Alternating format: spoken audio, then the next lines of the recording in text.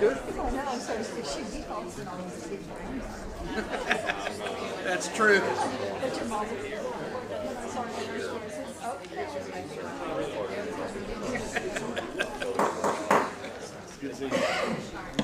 Good evening. I call the Broken Arrow City Council meeting to order. We have invocation by Pastor Scott Moore.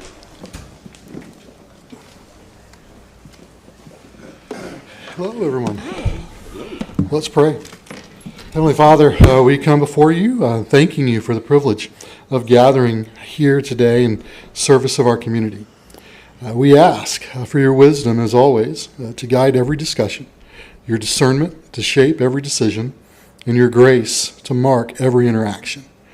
We ask that you would help our council members and the community to communicate with integrity, humility, and courage as they seek the good of all who call this city home. Give us hearts that value truth and extend respect, even when we disagree. May all that is done here today contribute to the peace, prosperity, and the flourishing of our great city. We ask this in your wonderful name. Amen. Amen. Thank you, sir. Roll call. Pickle. Here. Green. Here. Ford. Here. Parks. Here. Wimpy. Here. Please stand and join Councilor Pickle for the Pledge of Allegiance. Attention, salute, pledge. I pledge allegiance to the flag of the United States of America and to the republic for which it stands, one nation, under God, indivisible, with liberty and justice for all.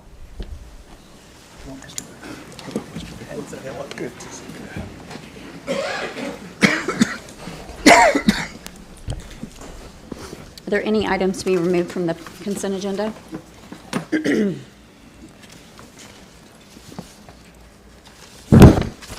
it. Do we have anybody sign up to speak on any items that are on consent? Not on consent. Fantastic.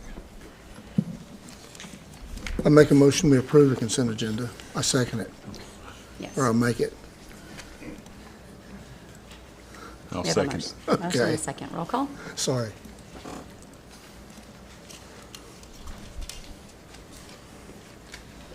All right. Item 7 is public hearings, appeals, presentations, recognitions, and awards. Item 7A was going to be a presentation of a citation of recognition for the Youth on Guard Memorial, but Bailey Lunsford, who would be the presenter, is active duty, and she got called away to Hawaii for some trip. I know, it's so sad. So when she comes back, she's going to share with us about the Tomb of the Unknown Soldier reenactment. So we'll table that for now.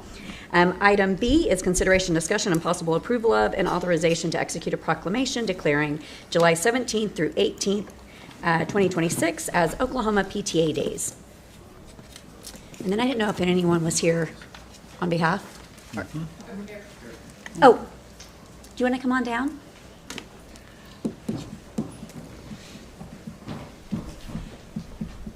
I don't know if you want to share with us real quick, and you want to step up to the Step up to podium. the microphone. Yeah, I know. Hello, I'm Wendy Hardwick. I am the state president for Oklahoma PTA and a proud Broken Arrowan, and Yay. all of my children graduated from BA, and we're part of the youth council. So I feel like I'm in a full circle moment standing up here. We are hosting our annual convention this weekend at NSU BA. We're bringing in parents and educators from all over the state to celebrate our public schools and to train on how to better serve our students and families. Wonderful, thank you. With me is Emma. She is the Broken Arrow Council PTA president who represents all of the PTAs in the Broken Arrow schools. Wonderful. And I think I may be joining you guys for a welcome. Yes. Yes, okay. Well, I will read this proclamation. And do you want me to bring the proclamation with me to? That would be fantastic. That'd be good? Okay, so this proclamation is by the City of Broken Arrow, recognizing the Oklahoma Congress of Parents and Teachers on the occasion of the 104th Annual State Convention. Whereas the Oklahoma Congress of Parents and Teachers has served Oklahoma families since 1904, advocating for the health, education, and welfare of every child. And whereas Oklahoma PTA proudly represents members from across the state uniting families, educators, and community leaders in support of children's success. And whereas the 104th Annual Oklahoma PTA State Convention, themed Fueled by Families, Driven by Purpose, will be held July 17th through 18th, 2026 at the NSU Broken Arrow campus in Broken Arrow, Oklahoma. And whereas this year's convention celebrates the centennial of historic Route 66 and honors Oklahoma's legacy of community connection and family engagement. And whereas Oklahoma's PTAs work strengthens schools and communities throughout the state by empowering parents and fostering meaningful partnerships between families and educators.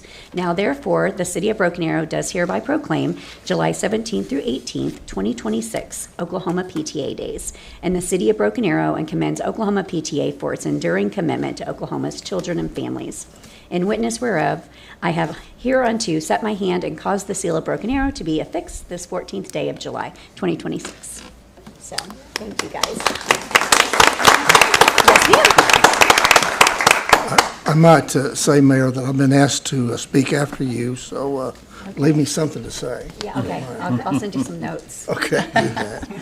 I want to say too, I don't know about the rest of the council, but other than Campfire Girls, PTA was definitely where I learned a lot of my leadership skills as well. I have a lot of citizens that ask me like, how should I get involved if I want to do things, like you're doing? And I'm like, get involved in your PTA because you learn such good leadership skills, how to get along with other people that may not think the same way as you do.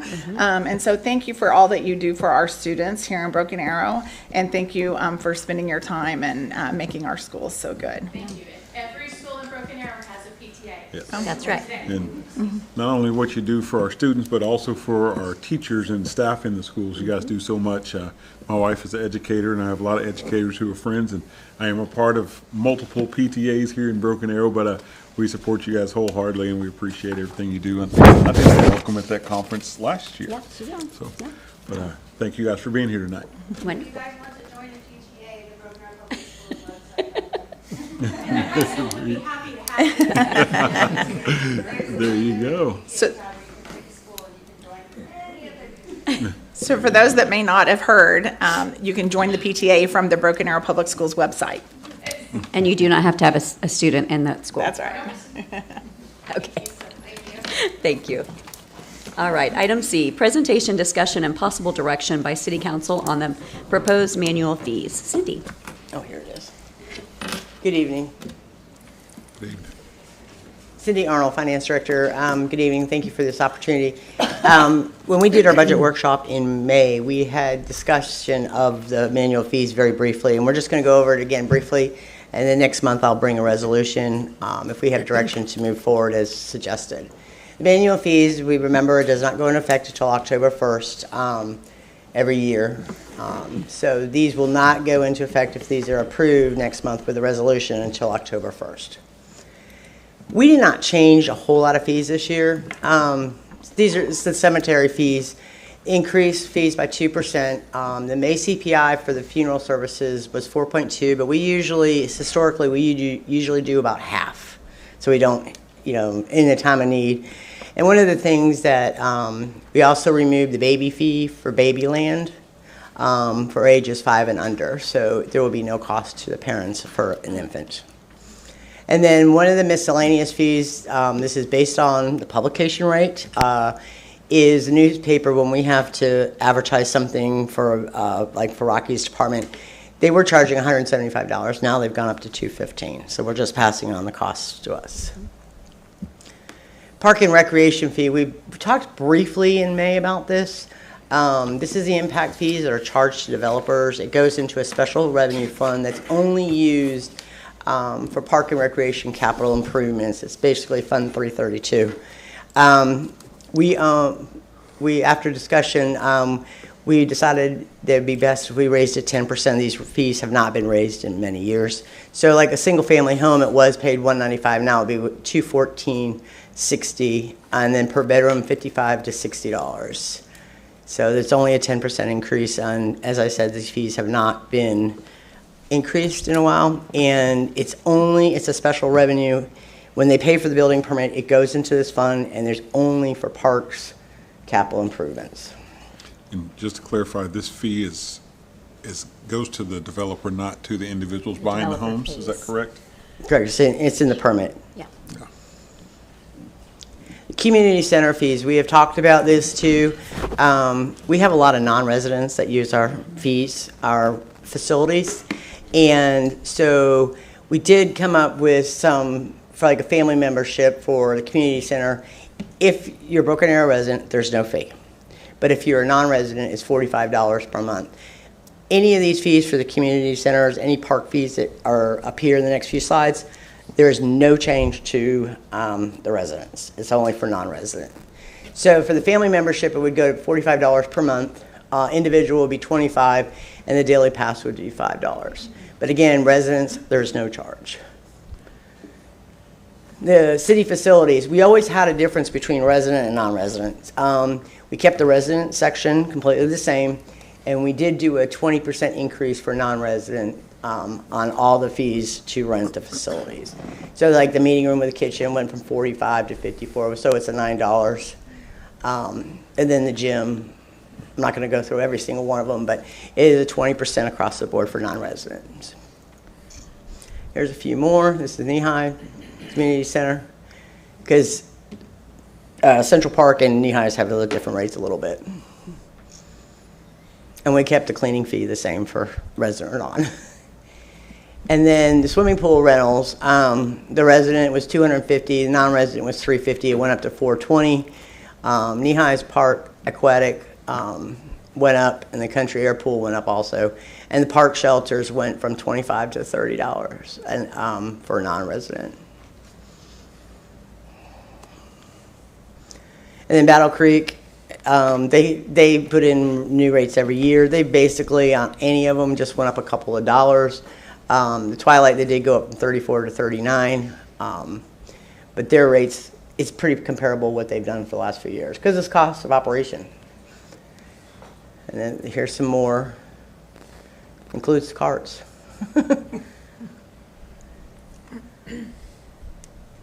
And they also do have annual car holders, and they went up for individual at $233 a month to $250.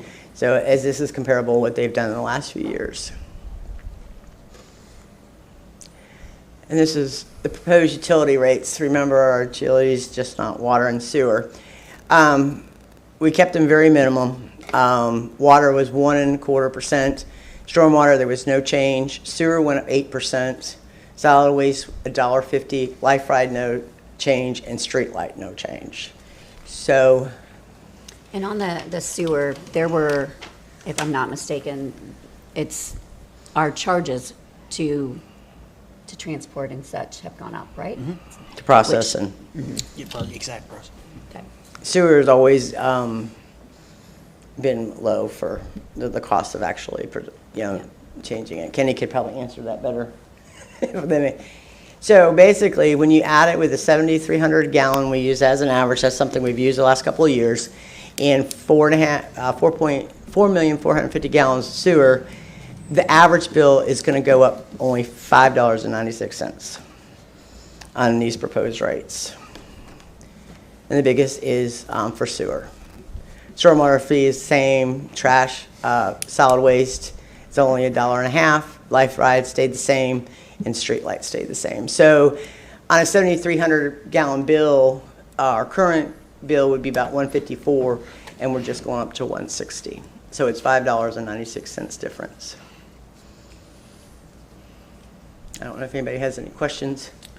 I would like to comment if I can, Mayor. Sure. So as we talked about in the budget work session, obviously there are a lot of comments, especially online, about utilities and the belief that apparently that our utility rates should never go up. And I think it's important that the public understand is that the utilities is a business. And that business has expenses, and those business expenses, if you put them in categories, are your personnel, your day-to-day operational expenses, the capital improvement program, and as a growing community and a community that has older infrastructure that has to be actually upgraded, and otherwise it's going to be more expensive to replace it. And then the council has a policy on making sure that we have adequate reserves should there be something extraordinary or unexpected happen. And when you look at the cost of doing business, it's no different to the city than it is to any private citizen or any other business. The cost of everything has gone up, and so when we look at the adjustments in the fees, we have a rate model that we utilizes, but it takes into consideration to where we stay just above where we need to be to cover those expenses. And so this year, in order to give the citizens relief, I made the recommendation, and council was in agreement at the time, is that we were going to reduce the rate increase being proposed by not adding additional people. Based on the fact that council has been very supportive of adding additional people, which obviously there are costs associated with this, but it's also your biggest resource. And being responsive, having qualified people, we have some of the best in the business at what they do. In order to do that, you have to retain those people. You have to have good compensation packages. You also have to have funds to pay for the cost of increases in electricity, gas, and other outdated operations. Is that I recommended that we not add what probably would have been 5 to 8 additional people in the BAMA departments. And so the rate increase this year is half of what it would have been, because I believe this is a year that we can hold off on hiring any additional new people.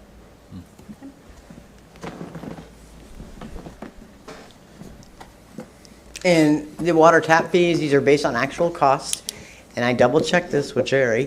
The 1.5 irrigation, it actually went down $9 because of some valve is cheaper. So we're actually only these charges are actually what cost us to do the work. Okay. And we've done this every year. He prices them out every year, and we adjust them accordingly. So we actually had one go down this year. And then street crossing for water meter, the old rate, these are based on actual cost. And that's all I have. Any questions? I just threw out a comment. I just appreciate what Mr. Spurgeon said there, because I think it's very important that we do the same thing as a city. We do our best that we're asking our citizens to do with the economy the way it is. All of our homes, where we're having to tighten up our belt buckles and do our best to live within our budget. And I think it's wisdom that we did that, as far as limiting the number of new folks, so we can try to tighten the city's budget, so we can be wise stewards of the people's money. And it's reflected here in this manual fees, with the services that haven't changed and the decreased amount of increases that would have been. So. Do you have was there a percentage that was the overall increase with the changes of the manual fees? No, I didn't. No, okay. Do it. I can get that figured out. Okay. We have a lot of all the permit fees. There was no change on that. There was no fire changes because, if you remember correctly, last year we went to a flat rate. So we raised barely the minimum this year. All right. Thank you, ma'am. Thank you. There's a lot about just direction. Is that right, Yes. Trevor? Yes, ma'am.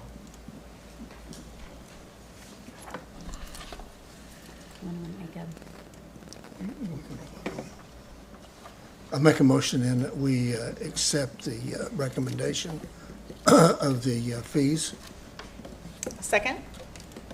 and I just hit the button twice. Roll call.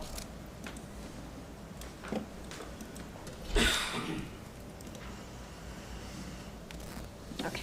Item D, consideration, discussion, and possible direction to construct traffic calming devices along South Oak Avenue in the Aspen Creek 1 subdivision in accordance with the traffic calming policies. Zach.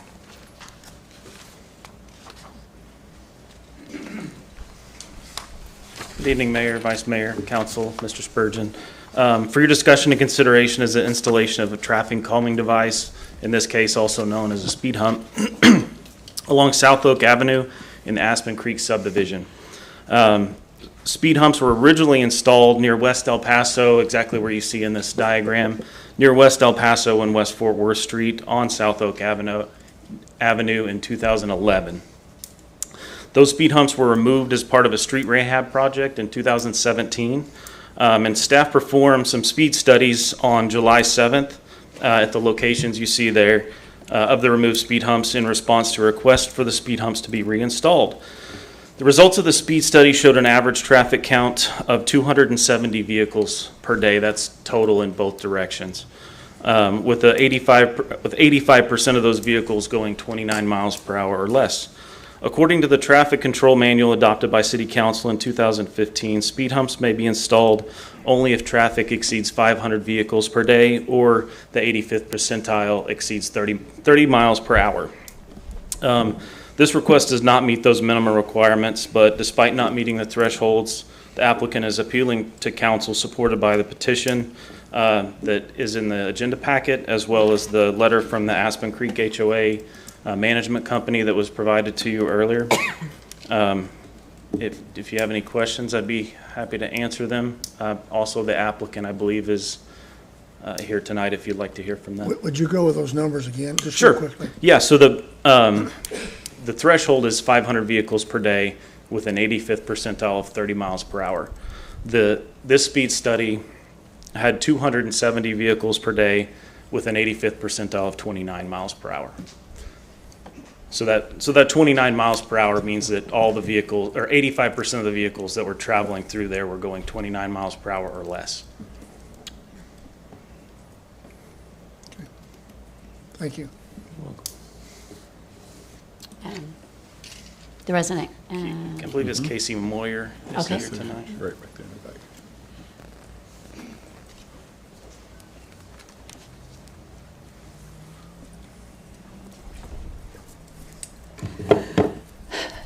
Good evening.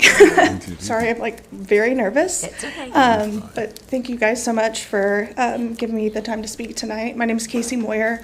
I'm a resident on South Oak Avenue. And I'm here to respectfully ask the City Council to reinstall the speed bumps that were previously located on our street. After years of watching people speed through our neighborhood, I realized I needed to take the initiative to do something about it. I obtained our HOA board's approval, and I set out to gather the 75% of signatures required for the petition of people along our street. And honestly, that wasn't a small task in today's world. Most people do not want to answer the door because they're tired of dealing with all the pushy salespeople. And there were many times when I wondered if I could even get people to open the door. But inspired by Leslie Knope, if you know, I persisted. And honestly, something remarkable happened. The moment I introduced myself as their neighbor and explained that I was working to get the city to reinstall our speed bumps, every single person's demeanor automatically changed. Every single person. People who had opened their doors cautiously would immediately smile, grab the clipboard, and sign the petition, and then the stories would start. They would tell me about their growing frustration with drivers speeding through our neighborhood. They shared stories about close calls while backing out of their driveways. They talked about how difficult it has become to safely navigate our street because of fast-moving traffic. They expressed the fear that one day a child riding a bike or chasing a ball or simply crossing the street could be seriously injured. What stood out to me most was how many people thanked me. Thank you so much for doing this. Thank you so much for taking the time. I'm so glad somebody is finally addressing this and trying to make that change. The amount of gratitude I received only strengthened my resolve and solidified what I already knew. We need those speed bumps put back in. I wasn't convincing people that speeding was a problem. They had already reached that conclusion on their own. I was simply giving them an opportunity to have their voices heard. There are several reasons why speeding has become such a concern on South Oak Avenue. First, our street is unusually wide for a residential neighborhood. It's a main pathway through, and it connects to another neighborhood. And in some places, it is about wide enough for 4 vehicles to ride side by side. And you know, we know with traffic engineering research that wider roadways and lanes encourage higher speeds because drivers feel more comfortable and perceive less risk. Studies have found that vehicle speeds tend to increase as lane widths increase, and wider lanes are often associated with higher crash rates. In other words, South Oak Avenue isn't just experiencing a speeding problem, the design of the street itself unintentionally encourages speeding. Secondly, we have that S curve that you can see on the screens. And that creates more safety concerns. Because of that curve, drivers cannot see as far ahead as they could on a straight roadway, especially with cars parked along the sides of it. When vehicles are traveling at excessive speeds, they have less time to see and react to a child crossing the street, a bicyclist, or someone walking their dog, or a family out for an evening walk. The curve also makes it difficult for residents backing out of their driveways. We often cannot see approaching vehicles until they are much closer than we'd like, and when those vehicles are speeding, what should be a routine maneuver becomes a stressful one. I've heard story after story from neighbors about near misses while backing out because cars come around that curve much faster than expected. When you combine a road that encourages speeding with the limited visibility, the risks increase dramatically. The speed bumps had addressed those risks. They slowed traffic. They reminded drivers that they were entering a neighborhood, not a shortcut. They made it safer for children, pedestrians, cyclists, families, and residents backing out of their driveways. Most importantly, they worked. We should not have to wait for a tragedy before taking preventative action. We should not have to wait for a child to be struck, a pedestrian to be injured, or a serious collision to occur before restoring a proven safety measure. The residents of South Oak Avenue have made their feelings clear. They signed a petition. They shared their concerns. They supported a solution that improves safety in our neighborhood. And tonight I stand before you, not just for myself, but for the many neighbors who asked me to bring their concerns forward. The residents did the hard part. We organized, we talked to our neighbors, we demonstrated overwhelming support for a solution that worked. And I respectfully ask the City Council to help us keep our neighborhood safe and take the necessary steps to reinstall the speed bumps on South Oak Avenue. Thank you so much for your time, your service, and your consideration. And I'm sorry. You did great. You did great. So Well. scared. Yes. Do you have any questions or anything else for me? No, I think, in my opinion, you've done, we have a process, and you did what is asked of you to be able to get those speed bumps back in, and it makes sense about the S curve to me. I'm not a street engineer by any means, but I can see how that could be dangerous, and every time we have something like this, I think about the fact that there was a reason why there were speed bumps put in the first place. And then when we do the repairs, then we take them out, and it's almost like we have to jump through hoops to put them back in.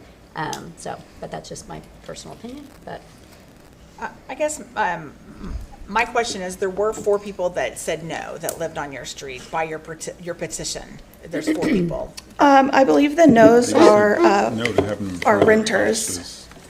I'm sorry, what? What, No, she said they're renters. Oh, they just didn't want them like directly in front of their house. Okay, so they're fine having, they just didn't want them right at their house? Yes. Okay, Like for, if people come over and Gotcha. need to park in front of their house. okay. Because I was like, that would have made it a little harder to, Yeah. the people that didn't want them, it's like, oh. Yeah, no. I do know that sometimes there are special circumstances where you cannot meet the traffic calming requirements. And as the mayor said, clearly you had them before we did the repaving. And now that I know that 4 people just didn't want them in front of their house, Yeah. that does make it a little easier for a decision to be made, for sure. How long have they been gone? I believe they were moved in 2011 or 12. They were moved in 2017. Oh, was it Okay. that way? They were installed in approximately 2011 and removed in 17. Oh, okay. okay. So my question is, have we reached out to our wonderful police department to ask them for any additional enforcement to be done in that area? We actually have a BAPD that lives on our street that signed the petition. But that doesn't answer my question.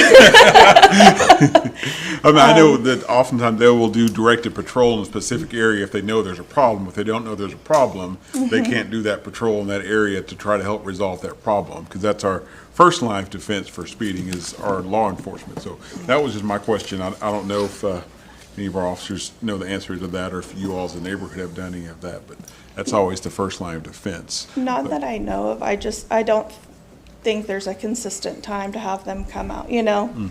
Like, it's not like over at Indian Springs where people are cutting through after a ball game, so you kind of Right. know, you know what I Right. mean? Sure. Sporadic, yeah. Did you?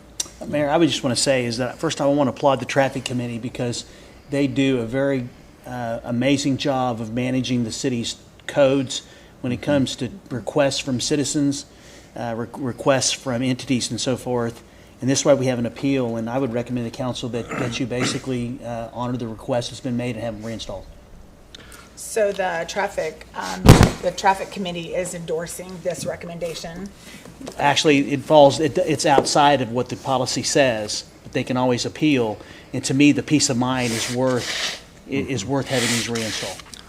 Well, I think it was very brave of you to come and to ask for this. To me, that you're passionate about wanting these installed in your neighborhood, because it does take a lot. It takes a lot to go knock on your neighbor's door and ask for this. And now you know your neighbors, which is also a plus for sure. You should consider having a block party on National Night Out. You get to know these people even more. I got invited in and got fed like homemade food and There you go. Absolutely. Yeah, good job. But I agree. I think it's worth going ahead, because like I said, it's not always black and white. Sometimes you can't always go by those. I think if there hadn't been there beforehand, that I really couldn't support it, just because you're setting a precedence. Yeah. But since it was there already, I could view young kids that was there at that time, you know what I mean, knowing that the speed bumps were there, and then all of a sudden they're not there, that'd be endangers itself. So I'm in favor of it, but really the reason is because they had to be taken out before, and you had them before. Thanks for taking time to come down and speak to us. I noticed that Rick didn't come down with you. He let you come down by yourself, but that's all right, Rick. he asked. In his defense, he asked. There you go. And I See, at least said, he I don't asked. think so, because I'm the one that talked to Lori, and it was Tim. It was Tim. And I was on the agenda, and so I. Okay. Okay. But I'll just he make was sure ready he didn't leave to. you out of the lurch. Good man. You're a good man, Rick. Okay. There you go. Fantastic. Well, thanks for taking time to come down and speak to us. Thank and you. So just to move things along, I would make a motion that we approve putting the speed bumps back in. I second. Thank you, Zach.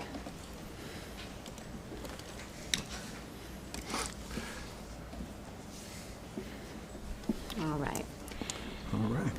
Item 7E is public hearing, consideration, discussion, and possible action regarding the rezoning application for Creekline Village. Rocky. Good evening, Madam Mayor, Mr. Vice Mayor, members of council, City Manager, Mr. Spurgeon. I'm Community Development Director BAZ 2826-2026 is a rezoning request proposing to change the zoning on this property from A1 agriculture to RSP single family residential preservation for the purpose of a single family residential subdivision. This property is unique. If you look at the comprehensive plan, you'll see that little sliver there down at the bottom that is purple, which is level 6. So the comprehensive plan reflects approximately 2.07 of the 39.18 acres of the parcel designated for level 6 regional employment commercial, with the remaining 37.11 acres designated for level 2 urban residential. Under the implementation policies of the comprehensive plan, policy 17 states a 10% variance or adjustment in the gross area of the specific Lewis level designations, however, shall be allowed to accommodate errors in surveying or computerization of the incog parcel base mapping upon which the future development guide was created. In no case, however, shall this adjustment be allowed to increase or decrease the gross area of the Lewis designation by more than 10%. Adjustments of overall gross area by more than 10% shall only be made after receipt of an amendment to the future development guide as outlined herein. Based on this provision, the 2.07 acres is under the 10% threshold of the 39.18 acres. The surrounding land use are followed. On the north is comprehensive plan level 1. The zoning is A and R1. The land use is single family. To the east, comprehensive plan is level 1. The zoning is A, R1, and RS1. The land use is single family. To the south is level 6, A1, and PUD 286A. It is land use is vacant land, and south of that parcel is fire station number 3. To the west is level 2, zoning is A1, single family use. This request was heard before the Planning Commission at the regular meeting of June 11, 2026, where public comments concerned around a 40-foot wide lot versus a 60-foot wide lot, floodplain, and water being diverted from a pond on the east side of 23rd Street. The applicant stated that the 40-foot wide lots in RSP zoning require 25% open space, providing approximately 10 acres of open green space and equating to 5.89 dwelling units per acre. The 60-foot wide lots would be RS zoning. However, no open space is required with this zoning, resulting in 6.7 dwelling units per acre. The RS zoning would have a higher density than the proposed RSP. Staff confirmed that there is no floodplain on the property and that the applicant would be required to adhere to all stormwater regulations of the City of Broken Arrow. Since earlier today, we received a updated conceptual plan that the applicant or the representative of the property owner will show you. It's very similar to what's in your packet. It was just a little bit more detail. Right now, this plan is proposing 178 lots. A motion was made to recommend approval of the rezoning, but failed due to a lack of a second. A motion was made to recommend denial and passed with a 3-1 vote, with some commissioners expressing concern about the smaller lots, about the smaller proposed lot sizes. The applicant provided a written request within 15-day time frame for the rezoning application to be heard by City Council.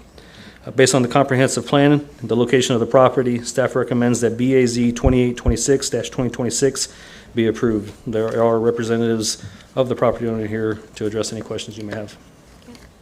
And we do have people signed up to speak, so I'm going to hear from the residents first. I have a question of you, Rocky. Yes, sir. The land to the south was the comp plan. What was it again? To the south was level 6. How did that, isn't that a mid-mile type in there? How did that level 6 get in that area, do you know? I have no idea unless it was part of the public process, but I just thought maybe there was some reason, because it's certainly a industrial type land. Could be industrial or commercial. The south, Yep. right? Okay. Thank you. Yep. Okay. You want First to hear up, from the applicant or? no, I'm going to hear from the Okay. residents first. That way the applicant can answer any questions. Charles Sanders.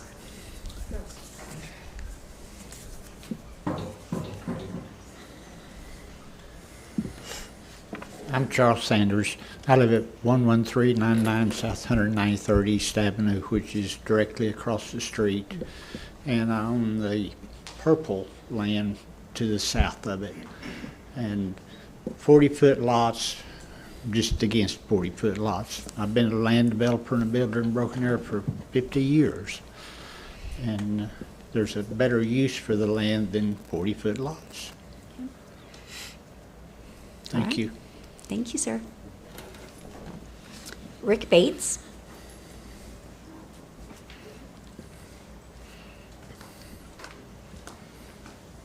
Good evening, Mayor, Vice Mayor, council members. Thank you for the opportunity to speak this evening. My name is Rick Bates, and I live in Arrowwood Estates, which is just to the east on County Line Road, down 114th and 115th. All of our lots in there are 1 to 2 acres. All of the lots on 114th on the west side of County Line are the same. They're 1 to 2 acres. They're wanting to put, I couldn't count them that fast, 160 some odd homes in there on very small, I call them postage stamp lots. And it does not go with the area. And that is what the Planning Commission cited. They said it is not in the strategic plan to have that kind of a development in that area. And I would hope that y'all would decide the same this evening. Thank you. Thank you, sir.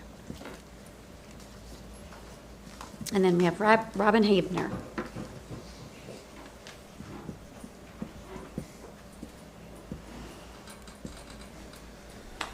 Good evening, City Council. My name is Robin Havener, and my address is 11417 South 193rd East Avenue. So my yard directly faces that neighborhood. Now, outside of the tragedy of taking down my favorite pecan tree, which will probably happen, which will make me very sad, My bigger concern is really around property values. If you go from 101st all the way to 121st on County Line, all of those homes are on acre and a half lots, some of them bigger than that. And so when you think about the effect of putting in 178 first-time homes, which I completely support, and I understand development in our community, and I know that that's important and that those homes need to exist, and they are going to exist in our community. But when you think about what's around those homes, there's just a big discrepancy between what they're wanting to build here and the property values of the homes that are around them. And so I would also ask that you guys consider denying the application. Okay. Thank you. Thank you, ma'am. All right. I'm going to have the applicant.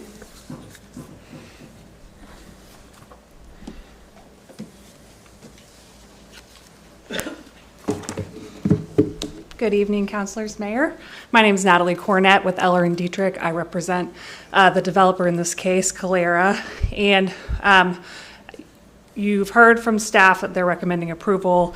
Planning Commission recommended denial. I want to talk to the council about what the RSP district is and what the code says about this specific zoning district and why it's appropriate for this location. So as you know, the council adopted a new zoning code just last year. RSP preservation does have the smallest residential lot size, and it's in exchange for 25% of permanent open space. So that's what the site plan represents, is that 25% minimum open space.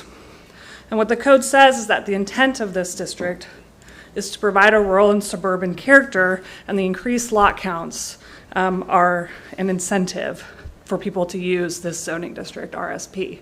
So the developer gets smaller lots so they can fit more in, and the surrounding rural or suburban area gets more open space. So that's the intent of the RSP district, and that's why we've requested it here. The RSP is consistent with the Level 2 Comprehensive Plan designation, and its appropriate buffer, if we could go back to the aerial, or excuse me, the comprehensive plan. It's an appropriate buffer between what is level 1 to our north and large rural residential lots, and which is level 6 to our south and adjacent to the Creek Turnpike. So this is, while it's currently vacant to our south, it's planned and can be an extremely intense use, industrial, commercial, something appropriate along that highway corridor. There are sufficient utilities to serve this property. There's no floodplain. We have not done the engineering yet, so 178 is a conceptual number. When we do the engineering work at plating, that number most likely, as it always does, goes down slightly rather than up. 193rd is also sufficient to serve this property. It's a 4-lane road with a center turn lane. I understand there is some backup at the Creek Turnpike entrance and exit, but in my experience, those backups are traffic improvements are made as more development arrives rather than less. So we respectfully request that you approve this rezoning in accordance with your staff's recommendation and in accordance with your comprehensive plan, and I'm happy to answer any questions. Questions? Just for clarification's sake, if they went with the other zoning, can you speak to that again? They could actually fit more homes in because there's less green space, correct? Yes, sir, that is correct. The dwelling per units per acre would increase. It would be a higher density in the RS zoning versus the RSP zoning. And the current homes that are there, those are not platted, is that right? Yes, sir, that's correct. So they were probably there prior to being annexed into the city. Somebody once told me, and it rings very true, that, you know, if you're in love with what you got out beside you, the views beside you, the pecan tree that's beside you, the best way to preserve that is to buy it. and I think that's one of the things that I see a lot online from people. It's like, why is the city doing this? The city's doing this. The city, get rid of the council. Well, I can't control if someone decides they want to sell their private land. you know, as a council, that's not our job to control if somebody wants to sell their land.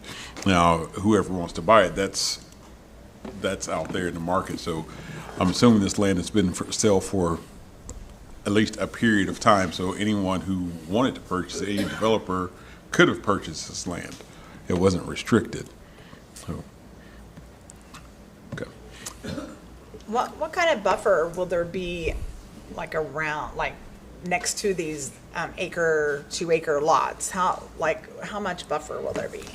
So on this conceptual plan, again, it's conceptual, but we're showing a 50-foot buffer between with our boundary to the north, and it may be slightly less on the, I believe that's the west side. It might be 30 to 50-foot buffer. So those are the 2-acre lots, and then that's a house like at the bottom. Is that a house or a barn? Like what? Like by It's in the lot south? 27th, yeah. I think it's open land. If there's Just horses. open. It's all of it's open. Is that Yeah, right? There's it's all horses open. there. Yeah, it's like a barn. Mm-hmm. And then the It's fire right by the station. fire station, number Okay. 3, where all the horses are in the field there. But Robin, isn't that where your house is by the fire station? This Across way? the street. I look directly into Okay.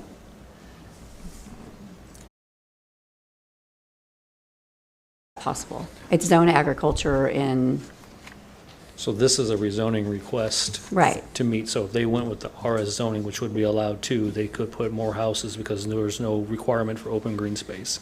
right, So they're requesting the smaller lots with the addition of the 25% green space. I understand. Which, and I love the thought of that because people talk about that all the time about wanting to preserve the green space. However, I don't think this fits at all in that area of town just because there's nothing around it that goes along with this for an entire mile, almost 2.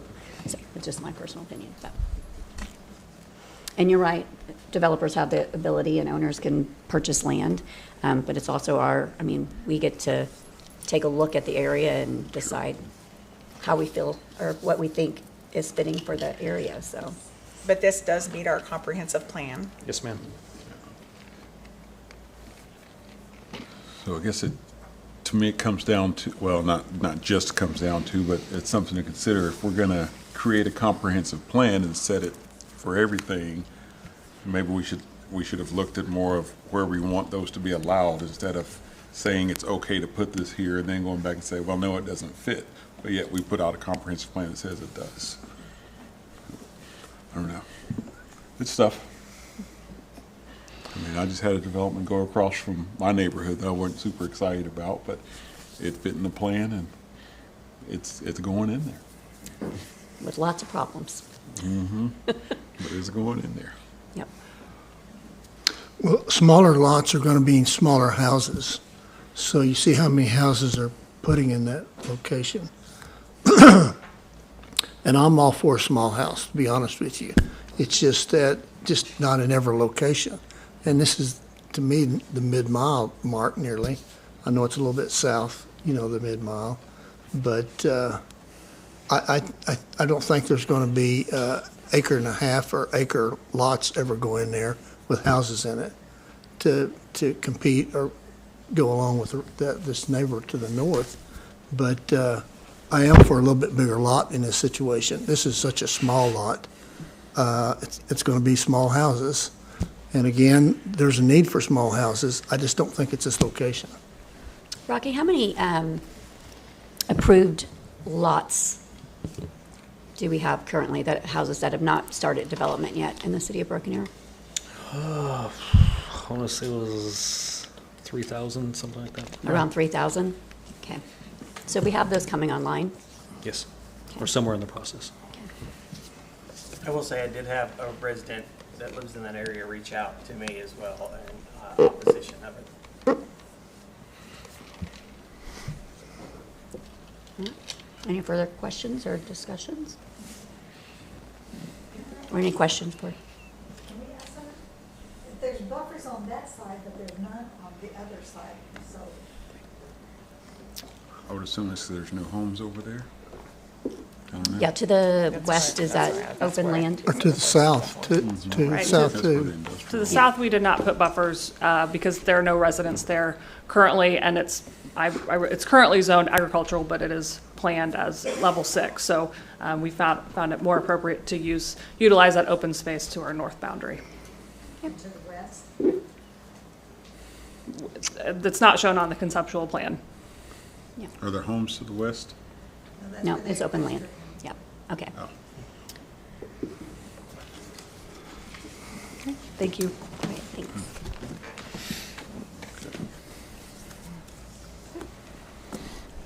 So staff recommended approval, and the planning commission Denied it. did not agree with that, is that correct? And what was the vote of the planning commission? 3-1. And was one of their reasons is because of the small lots?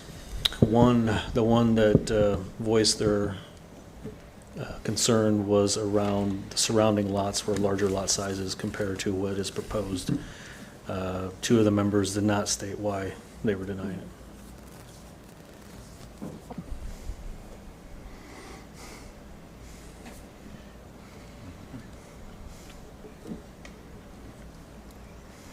Just waiting for, nope, just waiting for a motion. I make a motion that we deny the request.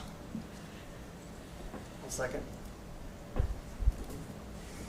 We have a motion and a second. Roll call.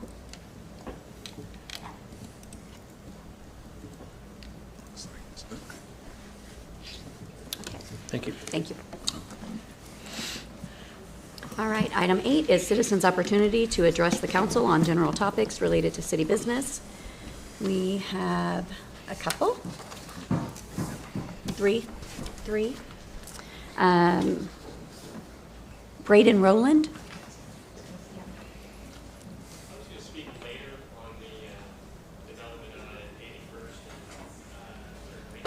Okay, it just said item 8, so. Can you approach and just let us know, speak with Curtis and let him know which item it is, and we can switch it.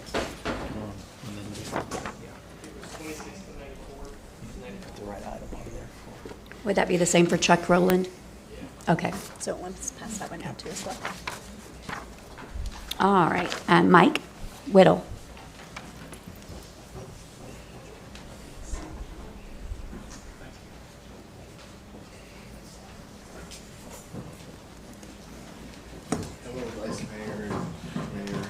I'm Hello, nervous sir. here. My name is Mike Waddell. I own the Rose Event Center here in Broken Arrow. I've been there 10 years successfully, survived COVID. Anyway, there's a few things that I'd like to bring up. First off, I'd like to show some recommendations from my business and some photographs. Can I approach or? Uh-huh. Okay. Remember, you only have 3 minutes, so you're going to have to talk a little faster. In fact, I actually did remember that? Oh my gosh, that was a long time ago. Yep. I've been here quite a while, haven't I? There's some pictures of the inside. I've decorated really good outside and everything. Right now I have a gazebo that I've used for the last few years for Santa stuff, and I also use it for my weddings and stuff like that. I feel like it's not in anybody's way. I've got pictures here to show that it's not on the property line or anything like that. And as you can tell, I've done quite a few weddings with it, and I've even taken it to the park. Mm-hmm. It's on wheels, which is kind of a wild idea, but you can see the lines here and everything. Okay. There's a lady in the neighborhood named Kay who when I first came here, actually, Kay was the one who just said lots of things and tried not to get me to open my business and stuff. I've done weddings. I've actually probably the busiest event center in Broken Arrow. There's times I do 4 and 5 events a weekend. If you've driven by, you've seen how busy it is and stuff. Sure. I've had church service there. I've done weddings. I've done birthday parties. I do a lot of celebration of lives. and I'm really affordable with the people. I'm not out there to charge them $3,000 and $4,000 or $5,000. I've done birthday parties for $300 or $400. Yeah. They've come down on me over my gazebo. They also, whenever I first came here, I got inspected and everything, and they said, as long as I put a fence up, I can keep an RV there. I had a bus there that I kept a lot of my Christmas decorations, my chairs in for the weddings and stuff like that. And so I've actually cleaned up all that area right here. And I would like to request either to leave the bus there. I feel like it's an asset to my business, for one. And if they're going to try to make me move it, at least give me some additional time to try to either sell it or whatever. In fact, I think one time you actually wanted to rent it. It's because of the party bus? Yeah. Is that what it was? Yep. But the insurance was so high. Is that it? Yeah. Anyway, I have gone in and done my everything they wanted as far as fire inspection and all that. Okay.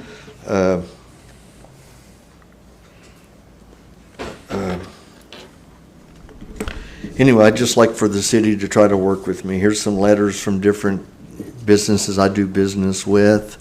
I'd use Maya a lot, Billy Ray's Barbecue. Okay. So has someone come to you and said that you can't do something, or are you under some kind of? Yeah, you got some fines, or what are we had a fight. Two girls got into a fight, and it wasn't inside my business, but it was outside, a block away. And the mother called the city, and she got code enforcement on me. She got the fire department on me, and she also got the police department on me as well. But is all that taken care of? Well, I contacted the police department and gave them all the information and stuff. I've got a deal here that the girl, from the girl right here, you know, as far as I'm concerned, the mom needs to control her daughter instead of putting the burden on me. You know, the girl went outside and she shouldn't have even been there in the first place because she was breaking curfew. I never let my daughter stay out late. So, and I feel like we got a lot of other things that we need to worry about. I mean, you know, they're talking about me sprinkling and everything. Well, I think maybe we should sprinkle firecracker stands, as you all know what happened, you know. I think also we need to worry about pool safety as well. So I know that you've sent me information, but have you sent in anything to city staff with your list of concerns so that they, like, staff can take a look at things? Mr. Hinkle has some thoughts. Okay. Yeah, I can just shed a little bit of light on this. The event that he's referring to, I know there was requests for the fire department to visit the site, and they noticed some life safety measures that needed to be for the building to be updated to meet code. And upon the inspection with code enforcement as well, that's the bus that he's alluding to, which is not allowed on the property by zoning ordinance. So that's kind of a little bit of the history behind it. If I may add, Mayor, this is not the first time we've had situations such as this. And even though it was couched as two females fighting, it was much more than that, and it taxed our police department significantly.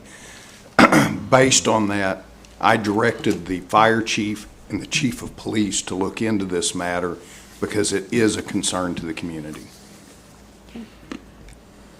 I can't control what happens outside. The police did show up earlier on, and they walked through. Everything was fine. We had security there. They went ahead and left. I will say, you know, if you guys want me to leave town, just tell me so. I'm a big boy. I mean, I can leave, you know. But I feel like the kids need a place to go, and I feel like I gave them a safe place. We had security there. Police were there at the beginning of the night, and they seen that they walked in. They seen everything was okay. They left. If the kids aren't at my place, they're going to be at the park. They're going to be somewhere where it's totally uncontrolled. Yeah. So now you're opening up another can of worms. So, as far as this item goes, because we can't take any action as council on item 8, what is the next step for him to be able to? Well, actually, I'm aware of the actions that Mr. Stevens directed based on an incident, because we have the responsibility to protect the public, and so when the police is called, we have a responsibility to respond, number one.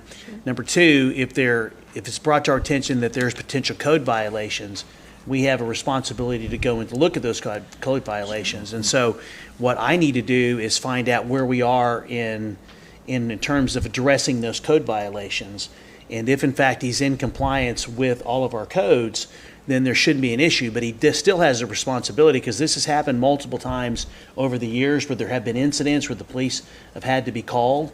And actually that puts our officers at risk, because there have been some serious incidents in the past. And so if he's in compliance, then obviously we're going to ask him to remain in compliance, and also to take a better, I would say, custody of those people that are at his facility, just like we would in. I wouldn't rent to kids anymore, although I think it's sad that they don't have a safe place that they can go. The kids inside that during that event they weren't, as far as I'm concerned, they weren't doing anything wrong. They were just talking and playing games and. Well, I understand that, Mike, but I just got to clarify something, that you made the indirect comment that if we want you to leave town, this council doesn't want any business to leave town. All we ask is for those to comply with the code. Right, and I'm willing to work with them, but I also feel like I need some extra time. If you want me to move the bus, I got to try to sell it or something, you know. Well, I'm not aware of all the specifics of what you've been asked to do, but unless it's a life safety type matter, there's never been a time when we haven't granted someone additional time. And so I'm here to tell you that if I look into this and you need additional time to get in compliance, and it's not something that's putting someone in your facility at risk at that particular time, we will work with you like we have before. Okay. So I just need to actually I did talk to with Mr. the Hinkle. fire, you know, they came out like a few days later and they're like, hey, you really did a lot here, you know. I put the lights up, I've opened up the back, you know, I'm trying to work with everybody here. I'm sorry, go ahead. What's been the time frame from the time that there were these violations indicated to now? How long has this been? I have till the end of the month, I believe, So yeah. when did you first receive them? Probably about 5-6 weeks ago, yeah. Sounds like there needs to be an appointment scheduled between Mr. Mike and city staff. This is the first we're hearing about this, so this is not something that we've been like plotting, because I've never heard about this before you come up to speak to us. So it sounds like you'd have a conversation with city staff and try to work some things out. They're almost every business. Excuse me. I'm sorry. And if there's additional things that we need to come before council, then we can bring it back before council. Yeah, I want to work with you guys. I've been here like a decade. I've done thousands of. Reach out and make an appointment with Mr. Spurgeon's staff, and you guys can go from there. Okay. Yep. I really appreciate it. Thank you, sir. Oh, yeah. Okay. Thank you, Deborah. Thank you, sir. All right, item 9A, consideration, discussion, and possible approval of resolution number 1752. Thank you, Mayor. Members and council, Curtis Green may jump in here, as well as Trevor. And what I'm asking the council members to consider is some amendments to the rules of procedures for how council operates. And there's a proposed resolution that's attached to this item. And under statute 11, title 11, the city council, that's a form of government. We have a statutory council management of government. The council has the ability to establish rules and regulations of how your meetings are governed, when you meet, the days you meet, and so forth and so on. In this resolution, it actually outlines the current rules and regulations that the council operates by. And Trevor is assured that these rules and regulations, or the guidelines, are consistent with Title 11. And it goes in, section number 2 talks about regular and special meetings, because the city council has to establish when you're going to meet on a regular basis, the time you're going to meet, and then we submit the open public meetings notifications according to that when you hold a special meeting and so forth. The item that I wanted to visit with you about is something I'm asking for your consideration, and this is something council may be prepared to act on tonight, or we can discuss it further, it's regarding the agenda preparations and postings of the meetings. Right now, the way that it works, if it's a recognition or a proclamation, the council members would submit that to the mayor, and that would go into the agenda, usually under section number 7. When it comes to actually any type of general business or ordinance, any one council member can actually ask for that to be put on the agenda for discussion. In many communities, it requires more than one council member to actually put something on the agenda other than a proclamation or recognition, and we do a lot of those. In fact, Section 7, every meeting it seems like we're recognizing individuals and entities that have something to do to make us a great city. So this really doesn't have anything to do with in terms of the recognition, the proclamations. It's just that as a larger city, and as we going forward, I wanted to find out if the council would be interested in establishing a policy that it would take 3 council members to put any type of item on general business, discussion about an ordinance, or anything related to governing the city, or council discovering that. And it would be a very simple process that if council agreed, where the city clerk would send something out and say, there's a council member that would like to discuss this particular item under general business. Are there other council members that would like to have that on the agenda as well? And if council agrees to that, then that rule would be updated. And if 2 other council members would agree with that, it would be placed on the agenda. If 2 other council members did not agree with that, that item would not be placed on the agenda for discussion.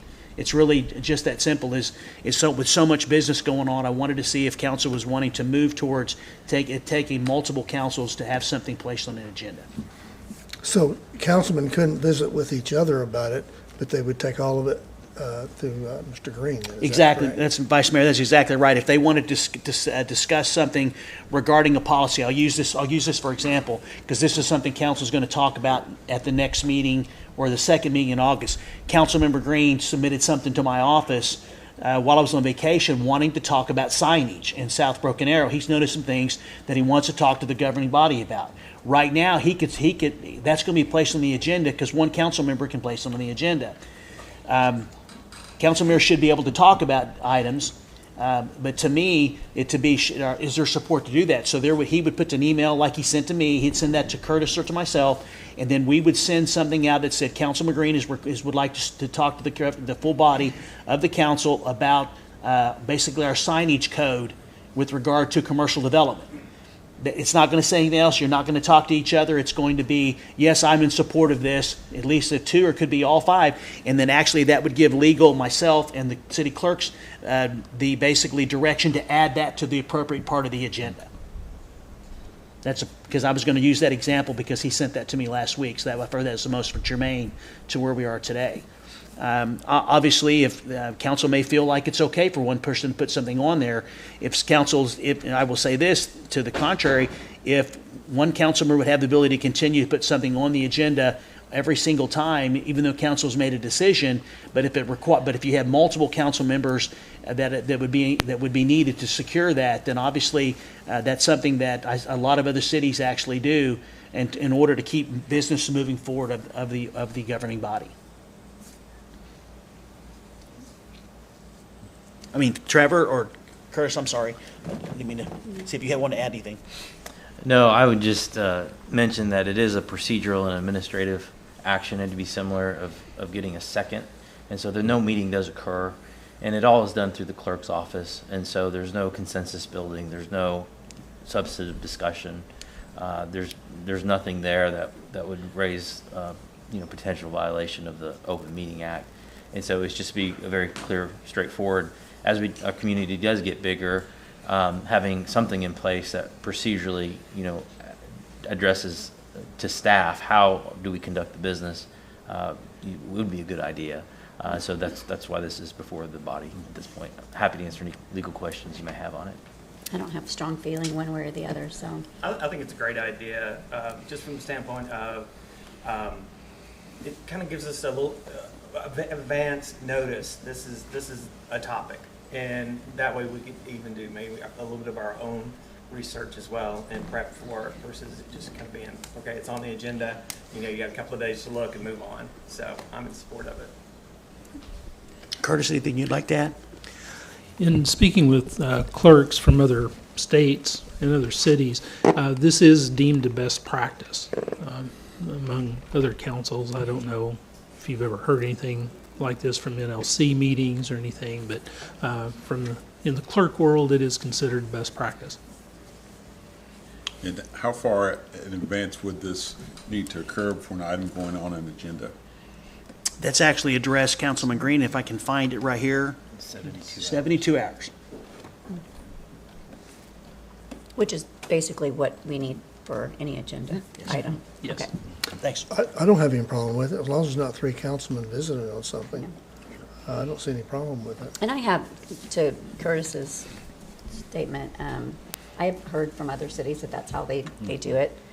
There's a procedure of things getting placed on there, so again, I don't have a strong feeling either way, so. I'm just trying to think of any drawback that could come from this, and I don't see it. I guess I should scoot up to the microphone. I have a big mouth, so it's fine. I don't really see it happening with this council, but I don't know what the future councils are going to look like. The only thing, and I'm assuming it can be changed in the future, the only thing I would not want to see would be, you know, some counselor at odds with other counselors and never getting to put anything on, or an area getting neglected because counselors were at odds with each other and couldn't get a quorum, if you will, to be able to add something to the agenda. If I could speak to your concerns, Councilor Green, the first would be, since it's a procedural decision made by the body, it can be changed by a majority vote. There is a specific provision in there also to suspend it. That would require 2/3, which in this case would be 4 out of the 5 members. So there are provisions in there, to your point, that this could be changed. Fantastic. That's a great point, though. Mm-hmm. Just devil's advocate here. Not the devil. Just the devil's advocate. I don't have a problem with it being approved really by 2 other, I mean, because for anything to happen, it has to be approved by the council anyway. I guess my concern is, like, if we have 72 hours and there's something that you want on the next agenda, and people get busy, sometimes people don't even look at their packet until the day of or the day before, or you know what I mean? I wonder if we should do a vote on, like, denying it, and if you don't hear from the counselors, then that's like an approval for it to be on, I mean, I don't know. I think it would be sent out in an email to us, correct? Yes. Okay, so it wouldn't be buried, it wouldn't like be buried in an agenda. Right, It would be a wouldn't even separate. on the agenda Okay, yet. okay, That's what, yeah. okay, that makes me feel. Because using Councilman Green's example, so if this was in place, there would have been an email gone out as soon as because he only sent it to me. And so probably this week, because I immediately acknowledged it, and then I sent him and said, staff's going to look at the code and be prepared to discuss this. I notified Curtis, and Curtis would immediately this week sent something out and said Councilman Green is requested to look at, and we'd come up with whatever the zoning, whatever the sign code is for the city. He wants to discuss, and then I would put in, we'd attach the email that said this is what he wants to talk about. So at least, as Councilman Pickle said, you have an idea, because Councilman Green went out and actually was driving around looking at the new development and noticed some questions he has about signage, and that's what prompted this. I'd be totally fine with that then. I guess I was just afraid because we're all so busy and we have so much coming at us. I didn't want it to get buried, you know what I mean? And then people are like, okay, it didn't make the agenda, so people not like it, what's happening? Well, I can tell you this, I mean, Curtis is really good, and so is Lori, that if we haven't heard from the council members in a reasonable time, you get a follow-up. Yeah, definitely. Sorry to put you on the spot, Councilman No, Green. it's good. Don't draw any conclusions about his agenda item.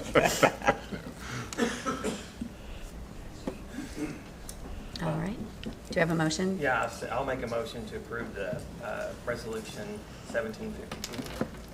I'll second it. Thank you. Roll call?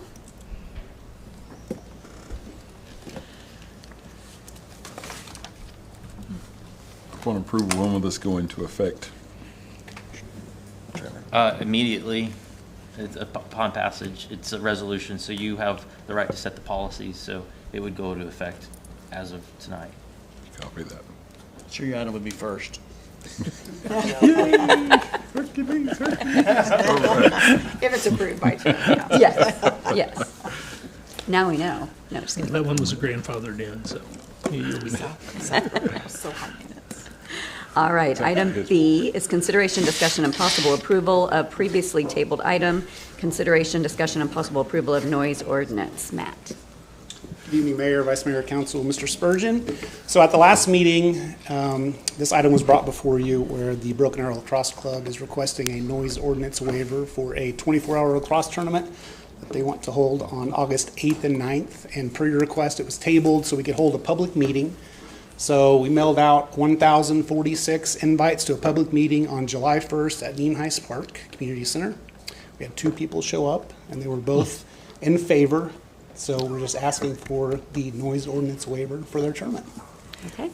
I know that was a lot of work, but I really, really appreciate you doing that. And I think by doing that and sending out letters, it's going to save us a lot of phone calls when Sure. it actually happens. So I will make a motion to approve the noise ordinance waiver. So thank you for doing that. Yep, absolutely. Thank you. Thank I will second that motion. And I will probably be at that tournament. Because as soon as we didn't do that, we would have a lot of calls. So. All right, consideration, discussion, and possible approval of and authorization to execute Amendment 1 to the Agreement of Professional Consultant Services with Kimley Horn. Charlie Bright. Good evening, Mayor, Vice Mayor, Council members, Mr. Spurgeon. My name is Charlie Bright. I'm Director of Engineering and Construction. Before you tonight is an amendment with an agreement with Kimley Horn, really focused on the 20th and Hillside intersection that we have. I know Adams Creek Town Center is being developed and grown.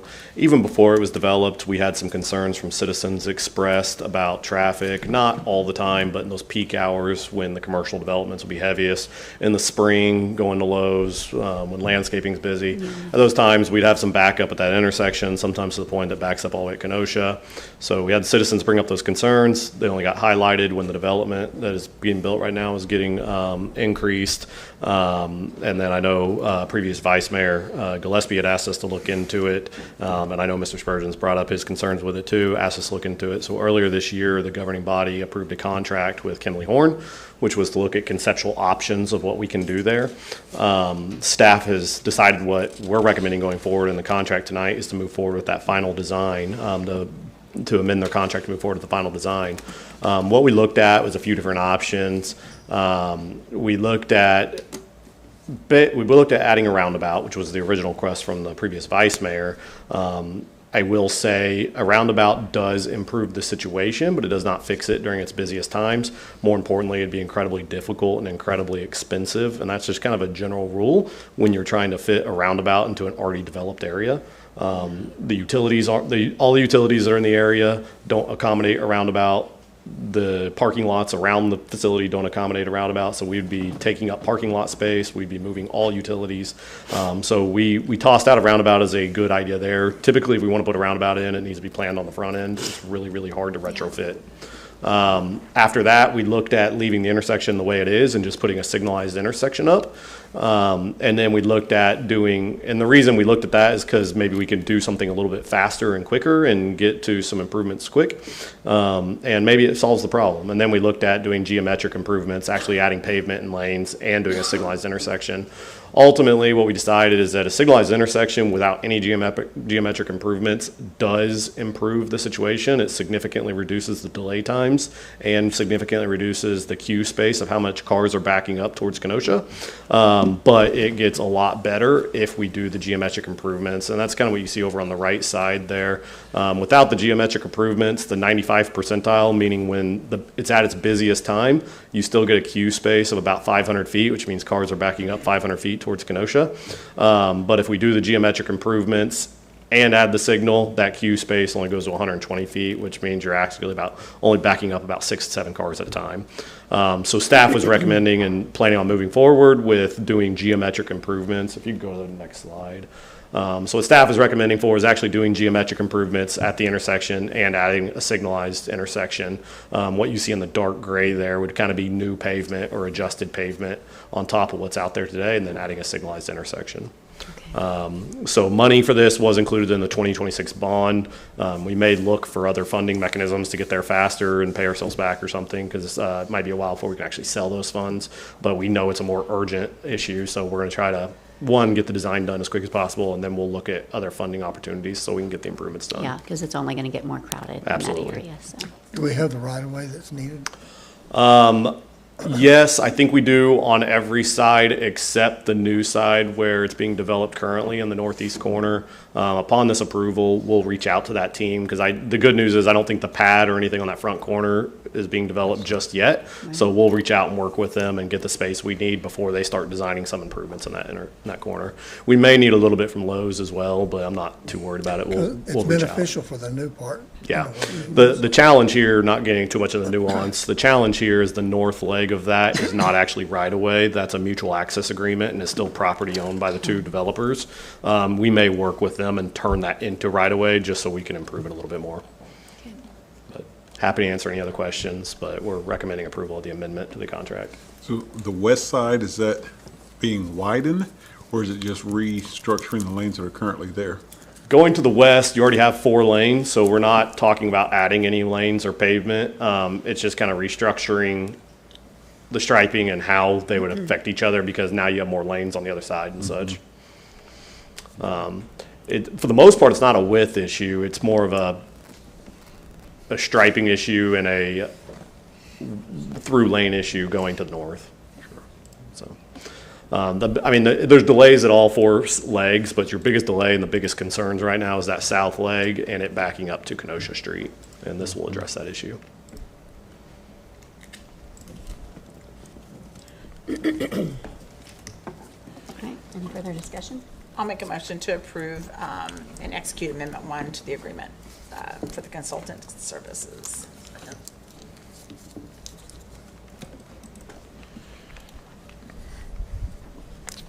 Somebody will have to tell Senator Gillespie that we didn't put in her roundabout. I think she's already She's aware. probably watching. Yeah, we had a previous discussion about how that was not going to work. It would take up so much area. It was going to take up a lot of space. Yeah, it was not feasible or affordable in any way, shape, or form. Okay, discussion and possible approval of and authorization to execute a construction variance for Project SAM. Good evening again, Mayor, Vice Mayor, Council members, and Mr. Spurgeon. My name is Charlie Bright, Director of Engineering and Construction. Before you tonight is a request similar to what on Adams Creek Town Center, how that contractor asked for a noise variance request when they were pouring concrete for their pads. I think that was a few months ago. I came here and asked on their behalf. This really isn't a staff request or anything. It's a request from the developer at Project SAM, which is along College Street on the south side of College, west of 23rd or County Line. Project SAM is going on. It's obviously a really large site with a really large pad to a building and a lot of improvements. They are working on their concrete improvements currently, and they're asking for noise exemptions to pour their concrete at 1 a.m. The reason they're asking for this is because the pad is so large, there's a lot of concrete to pour, and you're in 100-degree weather days. You cannot pour concrete when it gets that hot because you can't finish it in time. So they want to pour at night so they can finish it early in the morning and be done so the concrete can cure. I will say logistically, I'm not for or against it. This is their request. I will say logistically, they cannot pour concrete in the heat of the day when it's that hot. So it is a real concern. For them to move forward with their project, like any job or road or highway job that happens, like you're in the heat of the summer right here, they're going to pour early in the morning like that. But our ordinances say they can't pour before 7 a.m., so they're here asking for an exemption. I have not seen it at 1 a.m. I do know that our ordinance is 7, and sometimes they're out there at 4 a.m. because Absolutely. I've had to call that in multiple times. So that would be 4 weeks of Monday through Saturday, backup beeping at 1 in the morning. No, yes and no. So 1 a.m. is early. The reason being is this is such a huge site. They're pouring a lot of concrete, so they need the time. But their request is for 4 weeks, but only being allowed to do it twice a week. So they'll prep one day and then pour and then finish it, and then they'll go prep another day. So they won't pour back-to-back nights over and over. They're asking for 2 nights a week for 4 weeks is what they're requesting. Okay. Can we pull that up on a map, or did you give us a map on the? I don't think I did. They asked for this Thursday afternoon, and we put this on the agenda as fast as possible at their request. Did you get two other directors to agree with you? Putting that on the agenda? Here we go. I have no comment. College Street and County Line, yeah, right there. So, and to what I'm sure your head's going, there is not much residential around them. The closest residential is the north side, directly across the street. There are a few homes there. So they would be the most affected in this scenario. Could we reach out to them and let? Kind of like we did with the 24-hour. Yeah, and just kind of give them a heads up and. Yeah, if it passes, I will make sure the contractor, I'll make sure my team follows up, but I will make sure the contractor engages with them too. Where's the building, the concrete poured at? Approximately where the mouse is, I believe, right there. Yeah. Okay. Is that gentleman there, is he with the project, the one? I'm here on behalf of the general contractor. Sorry, I was not aware that he was here. Yeah. So we have flyers ready that will You can come up. We have flyers ready that will give the residents across the street from East College a 24-hour notice before we commence a 1 a.m. concrete pour. Oh, yeah. What is your name, sir? I'm Kate Snodgrass with Gordon Highlander. Okay. Do we have anyone sign up to speak against it? No, we do not. I have gotten a plethora of comments from the neighbors already, because they've already been pouring, or not necessarily pouring, they've already been beginning work prior to 7 a.m. That's something that I had sent into the city staff to have code enforcement address them about that, because unfortunately they've already been violating that 7 a.m. rule. We have discussed that with their teams. Yes, sir. Since then, and I know they've worked to be in compliance now, but they are asking for the formal variance for a time period. They're not gonna be very happy now when we let them know you're going to do it at 1 o'clock. If you've already been doing it too early. Yeah. Not gonna be very happy with that. Yeah. Oh. And when would this start? Tomorrow morning. We moved it to Friday morning Last time they because told me tomorrow morning. Okay. we didn't want to give them, do it without notice. We want to at least give them a couple days of notice, and we'll start Friday morning at 1 a.m. Okay. So what days a week would it be? I mean, are there going to be people going to be getting up, going to work? Will it always be on Fridays, or? It just depends on weather. Yeah, In true. the past couple months, it's hit us hard out on the project and pushed us back in the schedule, but the residents and the city will know well in advance before we do it that week. And we anticipate the week before to give you guys a heads up for the next week. So what have you been doing early that the neighbors can hear now? Is that louder than what the concrete's gonna be? I can't promise the concrete's not going to be loud, but one thing I can promise is the lights that we're going to have is going to be bright. But after coordinating with our Lifco, our concrete contractor, they promised that they won't not have any lights pouring directly at the residents' houses. So they'd be facing more east and south. Yes, sir. Kind of like what they described as a football field. So, Counselor Green, can you share with us what the residents have? They were voicing their concerns because work was being started prior to 7 a.m. and the noise, and I can't remember where all the messages are on my phone, but that was the main concern. And then the additional, which we knew there was going to be additional traffic from, dump trucks and big trucks coming up and down colleges, was brought up when the project first came online. If I may, I will say we've also, as staff, have gotten complaints about trucks going down 14th and 15th. We've talked to the contractors about not using them to keep vehicles out of the residential areas, but we've also, as a traffic committee, have talked about it, and we're probably going to put up signage in the future with a recommendation going, but talk about permanent signage in the future going in there to take commercial traffic out of the residential area to the north. So Yeah. some of those concerns we are working to address separately than this. And we're coordinating that as we speak with deliveries on site as well. How often will we be notifying them? At least 24 hours. I want to give them at least 48 at possible. Yeah, 48. So on the letters that you'll be sending out, you'll have a contact number for your business for them to call? That's correct. And then will there also be a city number for them to call? Can they? We'll coordinate to our construction administrator, also gets his contact information on there. Currently, it's just a letter from them, but I'll make sure my staff talks to the folks as well. If I get calls at 1 a.m., you're getting calls at 1 That's a.m. what I understand. You're getting calls at 1:05 a.m. And that number will be our on-site superintendent who will be managing the concrete pour. And I know I'm going to get this question, so I'm just going to throw it out there. And I understand the concept, but I want to get it on the record. I understand it's a large pour, but is there an option of doing several smaller pours so you don't have to start at 1 a.m.? There is that option. It's going to extend our schedule, and it's going to extend those residents have to deal with concrete trucks longer than doing it at 1 a.m. Our anticipation is to be done pouring by 7 a.m. if we start at 1, so by the time they're up and going about their day, they don't have to worry about trucks. I won't speak for them and their job site, but I'll speak for our projects. For example, the amount of concrete and the heat when you're getting 100-degree days that you can pour between 7 a.m. to the time it gets hot is very, very little. So it would take you a long time for the amount that they're going to pour. It would take you a long time to do it that long. And the amount of crews we're going to have on site, it's just a lot safer for them for heat-related illnesses as well. And I'm just wondering too, if the residents, if they won't have the concrete trucks to have to mess with during the day, if that may be a selling point for them to let them do it at 1 in the morning. You know what I'm saying? Like, I don't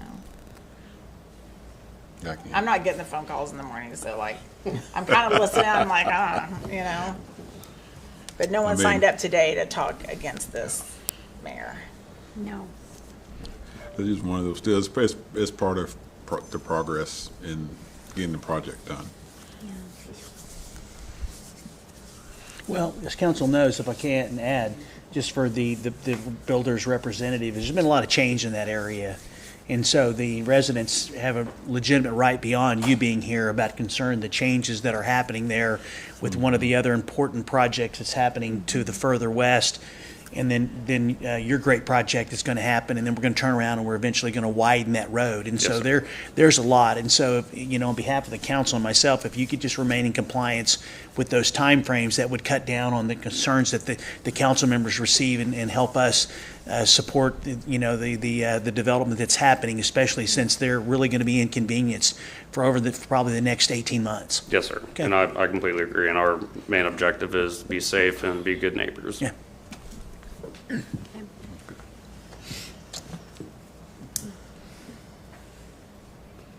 Any further discussion or questions? Entertain a motion. I'll make a motion. Yeah. That we approve the, help me out here. Variance. Variance, thank you, the noise of the variance. I'll second it.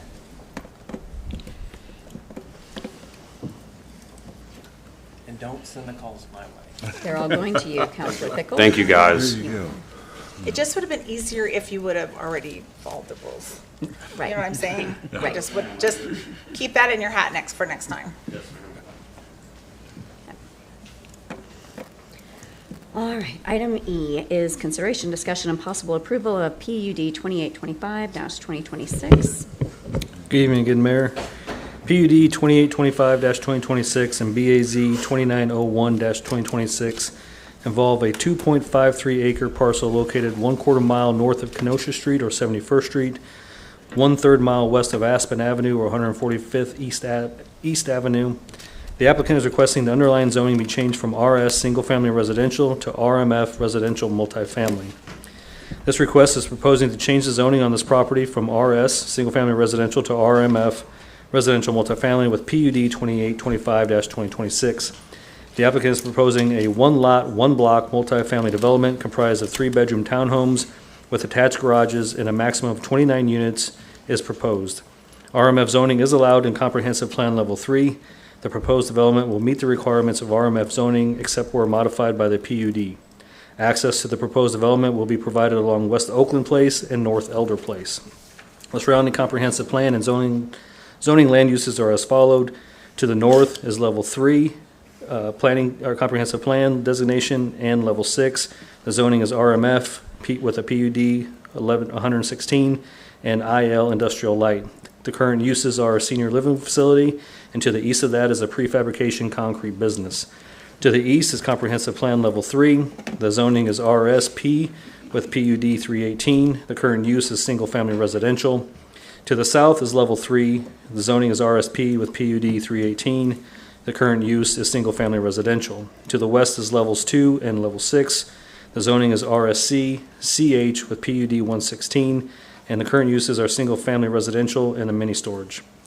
The PUD was initially brought before the Planning Commission on May 28, 26, where the item was tabled to allow for the applicant to submit the rezoning request and a new notice to be sent out.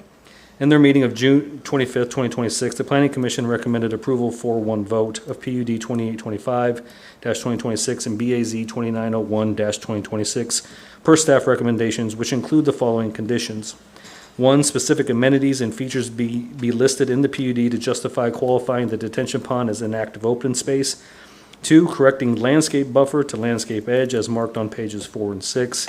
And 3, development area A standards language swap for lot area and PUD minimum footage or frontage along North Elder Place and West Oakland Place on page 5. At this meeting, 3 citizens spoke during the public hearing session, and staff read 2 additional public comments that had been sent by email. Residents' concerns include increased traffic and physical wear on Elder Place, on-street parking, debris and runoff from the property during construction, and increased density of the site compared to the single-family residential developments on 3 sides of the property.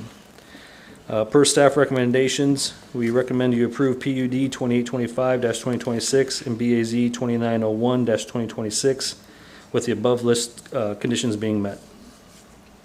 And there's a representative for the property owner here to address any questions or concerns you may have. Okay.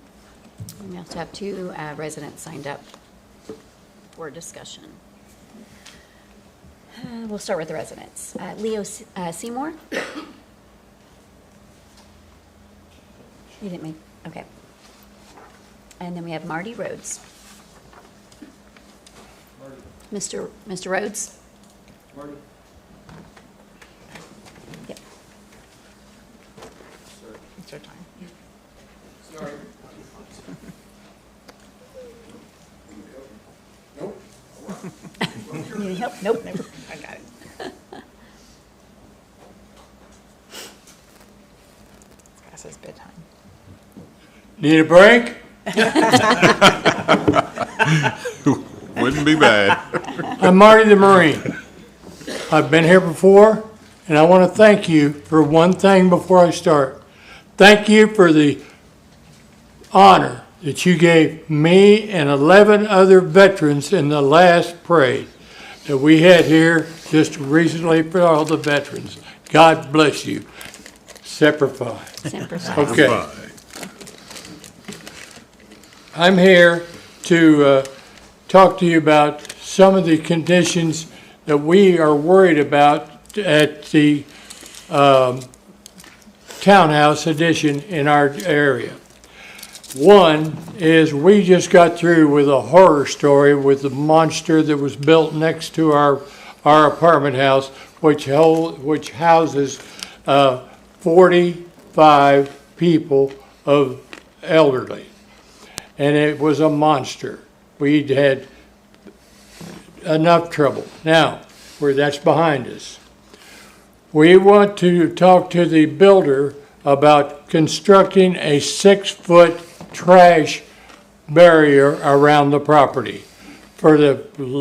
We get 10 cars a day out of our place. The cement plus company back there has the equal of 140 a week. That's kind of hard. From our other place that we have there, the housing, the 2 bedroom houses behind, I would say 15 a day. So we're worried about that.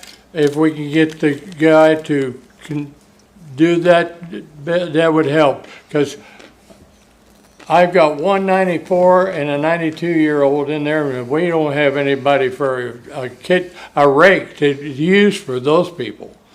And all right, the next one is we want a good contact with someone from Bricktown that we can talk to. Because we don't get anything there. You arrested 3 people over there at the last one. And one of them struck a Broken Arrow employee. And we don't want any more of that. We want speed signs. Because when they go to lunch from next door, it's up to 60 miles an hour on going to lunch up there. The city has backed us up, and they got 3 taken care of, and they're gone. All right. I'm going to shorten this up. We would like for the code for the building of that area to be changed from commercial to residential. Because, golly Moses, we have more residential in that area than a concrete place next door to our houses. The change is the city code, and that's what I'm going to say is Semper Fi. I'm through. Semper Fi, God sir. bless you. Thank you, sir. Thank you for your service. Mayor, if I may, at your discretion, if you want to read off some of the questions or concerns that Leo had. Oh, yes.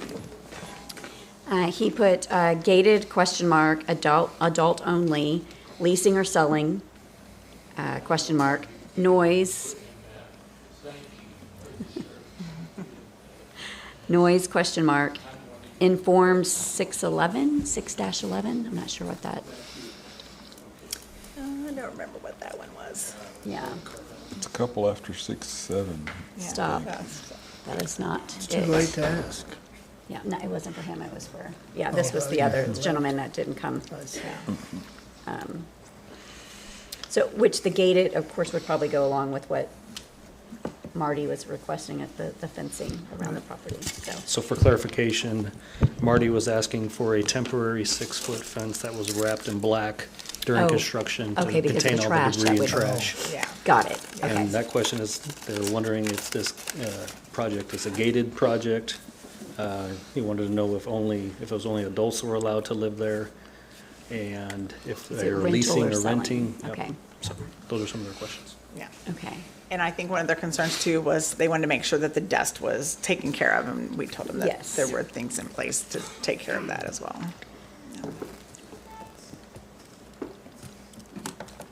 And then as far as the street itself, there was concerns about that because it's not, It's not a through street. it's not, yeah, it's a commercial, it's zoned commercial, but there's residential all around it, and it's not, So there are several concerns pertaining to this area as far as traffic, vehicles parking on it.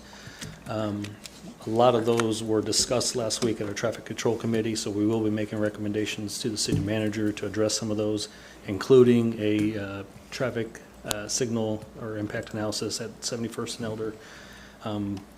But earlier today, I told Marty that Street and Stormwater would put up a speed limit sign on Oakland Place so they know what the speed limit is. and then what about the concern about the semi-trucks? So that, again, is what we discussed. Okay. Marty gave me additional information today that those semi-trucks belong to Walmart, so Walmart will not allow them to park in their parking lot. So they park on the street until they're allowed to make their deliveries to Walmart.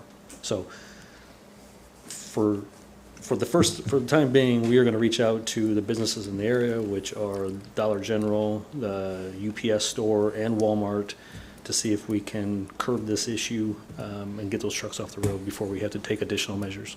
Okay. If I could add, Mayor, I got the recommendation from the traffic committee for a number of items. That's why I wanted to send a shout out to them, because I get these about once a month, and they do a lot of work. They analyze and go through every one of these, and that's what it basically said. They're going to try to work with the businesses to have them find another location without having to take further measures, which is implementation of no parking. So actually, staff's on this, and I appreciate that report we got. So did these two citizens who spoke, I was confused. there was a lot of stuff and things. Were they okay with the development, just with guidelines, or were they opposing it? They are, They marked that they were in opposition, but Yes. they just marked that they were in opposition, but they more or less had questions about the development and the process of it. So if their Not opposed questions to are the development satisfied, itself. they're in favor of it. Okay. Yeah, and I also talked to the Bricktown HOA, and they're fine with the development. It's the street that they're concerned about too, with the 18-wheelers. There's a gated community there. They're fine with the development. Again, it's just the street concerns that they're concerned about. And then, of course, Marty with the they're not really assisted living. Senior living. Yeah, senior living, because they're on their own. And they're fine with the development too. So like, everyone's fine with the development. That's not really the issue, but they kind of wanted to get this other, the other item definitely needs to be taken care of before they kind of want to add one more thing in with all of that. So they're fine with the development. okay. Thank you. Do you want to hear from the applicant at all? Sure. Yeah, let's hear from the applicant. He's like, they're not my 18 wheelers.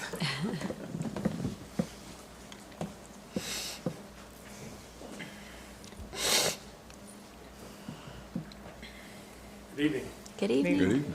Mike Thetford with Wass Design Collective. I concur with Rocky's report. Generally, it's a PUD, it's townhomes, 29, we're asking for a rezone to RMF. However, we're putting a cap on the number of units at 29.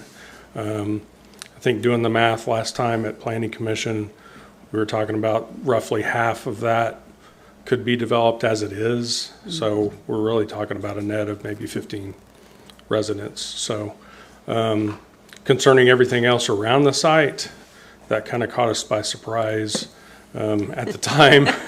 There's a lot. Yeah. Well, it kind of just developed over the past, like, literally 3 weeks. Yes. Like, honestly, it just started happening. Right. Which is all understandable. But the developer is here to answer any questions as well concerning construction, what happens during construction.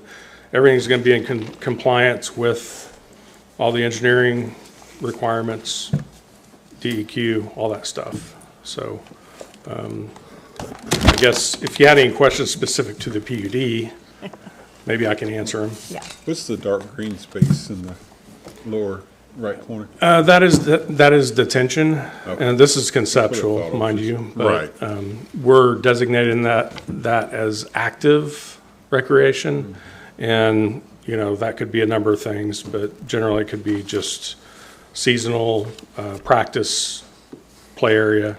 We can't put equipment in there, permanent equipment, because it's detention. But we were asked to kind of define that, and that's generally what the owner has talked about, different things as well, like dog park or whatever. They talk about that, but feasibility and, how that works, that's going to be kind of, as it's developed, they kind of want to leave that open to now, to develop that later on. But they're committed to making that active recreation, so. I do remember one other thing that they requested too, is they would like to have a contact name or something, like maybe of your foreman or whatever, on the job site, so they could contact them. If not, Marty's gonna be over there every single day. 'Cause I I'm talk to sure Marty every single day. they'll get to know them.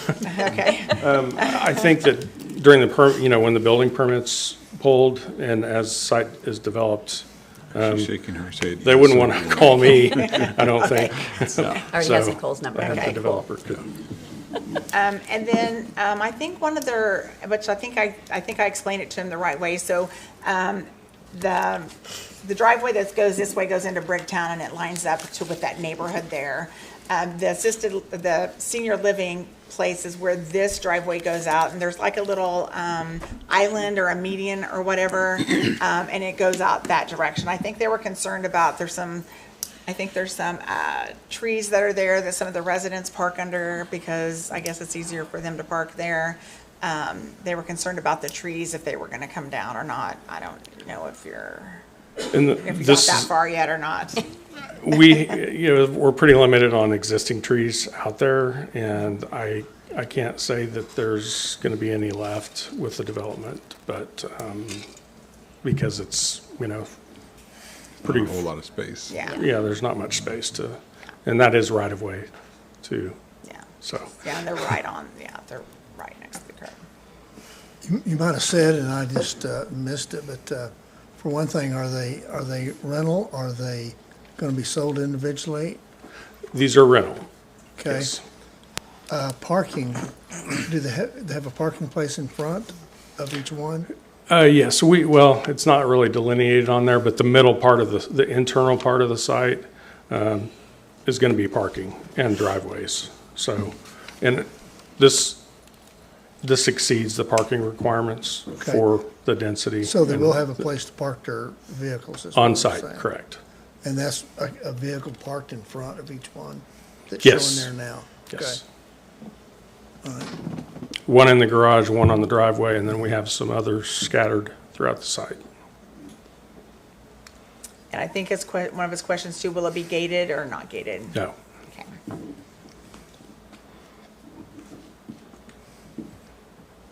Not at this time. We're gonna need no dust. Well, we explained to Duly him noted. that, we explained to him that we do have, the city has requirements Sure. of the contractor to keep the dust down. And the trash too, we told him if it got trash, and it came over that. Gonna call Nicole. That we have things in place too to let you know, yeah. All right. It'll be the safest site you've ever worked on, because Marty Exactly. will keep an eye on it. Oh, yeah. So I don't think you'll have any theft. When you got a Understood rental site, fully. good. Yes. Okay. Yeah. So, all right. Any further questions or discussion? You look like you want to talk. I would love to make a motion That so would we be can great. move forward with this. Okay. All right, I'll make a motion that we approve it and we carry on with the meeting. Okay. You have a motion and a second. Roll call. All righty. All right. 9F, consideration, discussion, and possible approval of BAZ 2875-2026. Rocky? BAZ 2875-2026 is a request to change the zoning designation on 1.89 acres from IL Industrial Light to CH Commercial Heavy. The property is located 1/8 mile south of Houston Street or 81st Street, east of 9th Street or 177th East Avenue or Lynn Lane Road, and is platted as lots 4 and 5, Block 1 of Lynn Lane Plaza East. This property was developed as a multi-tenant office warehouse facility with IL zoning. The applicant is requesting to rezone the lot to CH in order to accommodate additional uses such as general personal services and fitness and recreation sports centers. Office warehouses are also a permitted use by right in CH zoning. So the change in zoning will not affect existing or future office warehouse tenants. This property meets all of the dimensional standards for the CH zoning district. Planning Commission expressed concerns with the increased parking requirements that would accompany the change in use. The applicant stated that they were aware of the parking requirements and development would be limited by the amount of parking currently available. This property is designated as level 6 in the comprehensive plan and requests CH zoning is in accordance with that designation. During the meeting held on June 25th, 2026, Planning Commission recommended approval 5-0 of BAZ 2875-2026 per staff recommendations. Staff recommended approval and that plating being waived since the property is already platted. During the public comment period, staff read an emailed public comment expressing concerns with the availability of parking. Staff recommends approval of BAZ 2875-2026 per Planning Commission and staff recommendations. I believe there is a property owner or the representative of the property owner here to address any additional questions you may have. Okay. We do have one citizen signed up to speak, so I'll have the resident, Dan Adams. And the papers that I just passed out are from him.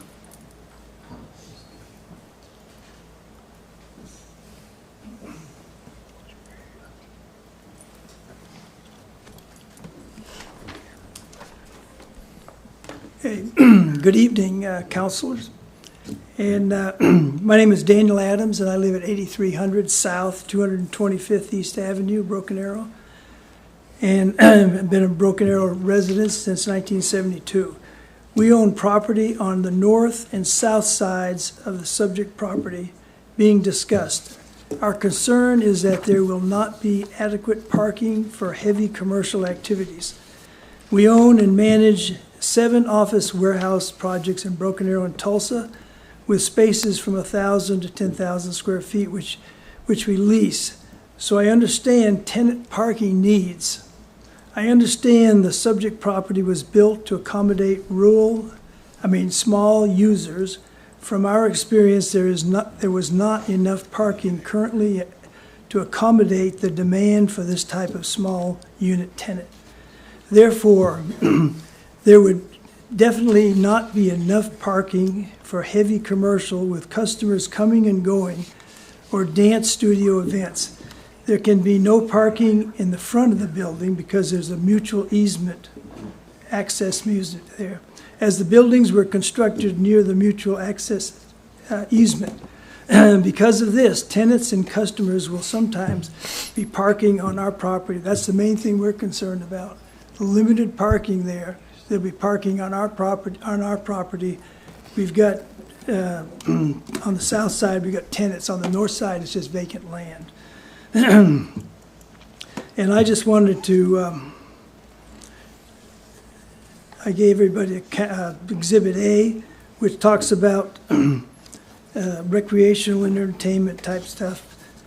This is for CH. One parking per 250 feet. And then you get down here to industrial manufacturing light, one parking per 1,500 feet. So I don't know exactly how many parking spaces they have. I do know from my past experience that when they built this thing, they did not build enough parking to accommodate the type of tenants that would want to reside or want to occupy their spaces. So the biggest concern, I'm not concerned about the CH change in the zoning, but there's a CH zoning across the street. But it's a strip center. It's got lots of parking. It's got parking up in front and got parking on the other side. So, but parking is definitely an issue. And I don't want to have a problem with them parking on our property and interfering with our tenants and things.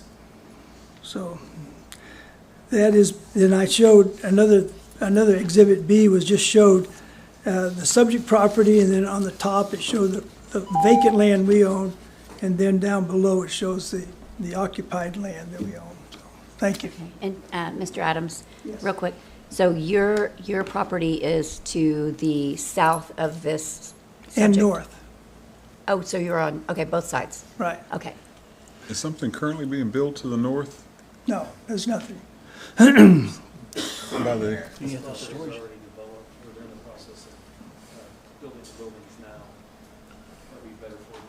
okay, so this is the property that's already been built? That's already been built. It's been built, yeah. It hasn't been It's got occupied, brick but it's facade been built, yeah. and It's metal already on the been side, constructed. Okay. Okay. That's what I was getting confused about. I'm like, there is a building there right now, but, okay. Right, it is. Okay. Okay. Thank you, sir. What lot number is the one that we're looking at tonight then? What 4 lot and 5. number? 4 and 5? And he was saying he owns 6 and 1. Okay, I thought he was on this one. Okay, so the applicant, Yes, there's little.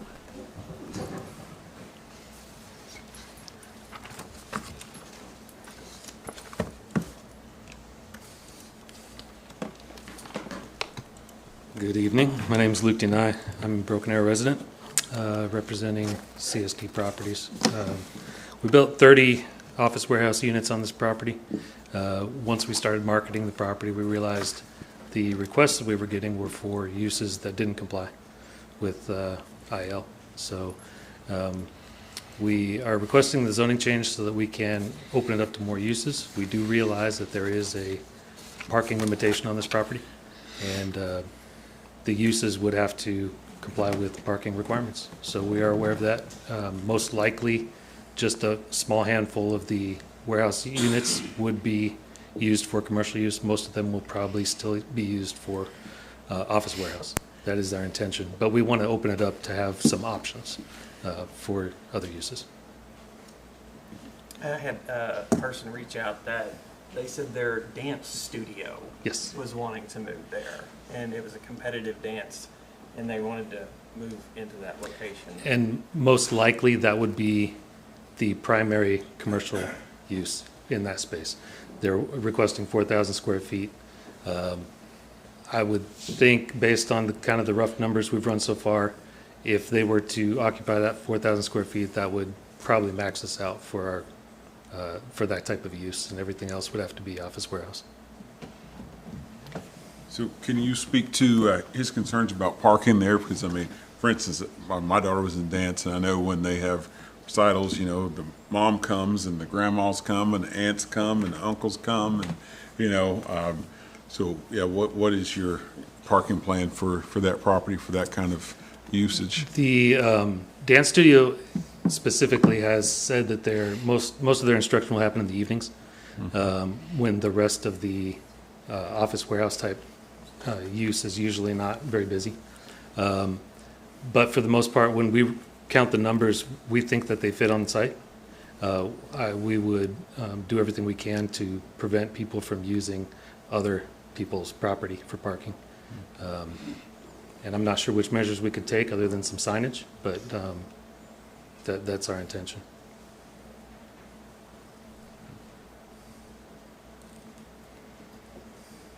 And so since we have parking requirements, and if the staff is advising that we approve this, So the park- knowing that it could not meet requirements? So based on the uses, those parking requirements have to fit that use.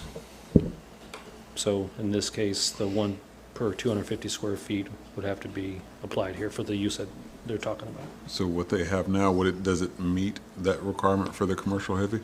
Yes, maxed out. But I'm not sure he addressed your question about whether or not there'd be recitals, so I don't. Oh, I mean, that was just, in general, yeah. I think he was, I don't want to speak for him, but I think what he's alluding to is that those instructional classes are held at night, so it becomes more of a shared parking Right. situation, because the office warehouse people would not be occupying the building while instruction classes are going on for dance. So do you already know what's going in those other ones to, I know that's what you say, and I get what you mean there, but I mean, if we don't know what's going in there, we don't necessarily know that there's not going to be other places open in the evening. No, we don't know what's going in there Okay. yet. We would work with the city on each use to make sure that we comply. So the dance studio going in, though, will take up all of your parking, sounds like. I don't know the exact calculations, but I don't think so. Okay. I will add one more thing. Before we issue a certificate of occupancy, we would have to make sure that they meet all those requirements. Okay. And so, do I understand that basically only a percentage would be able to be used for commercial versus industrial light? If I could, that means conceivably. Step up to the mic, please. Sorry, conceivably, you could approve the zoning, and then we could still run the calculations and realize the dance studio doesn't comply.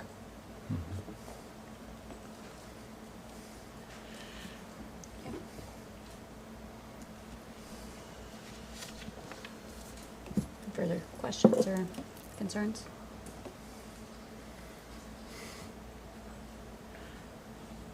I just think it's a really small area to go commercial.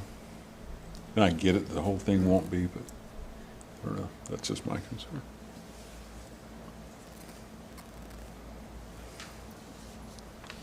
Well, I am one of those dance grandmas, and you're right, like, we can fill up a parking lot just for practice. You know, that's just taking them for practice, because everybody comes. Yeah.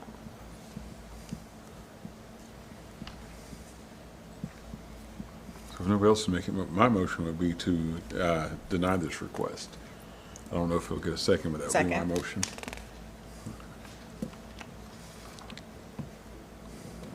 Okay, We have we have a motion and a second.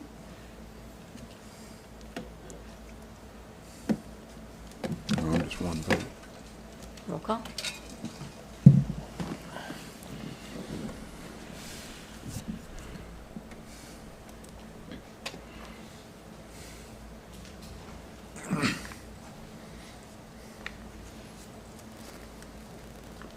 So on this, Rocky, just before we move on to the next one,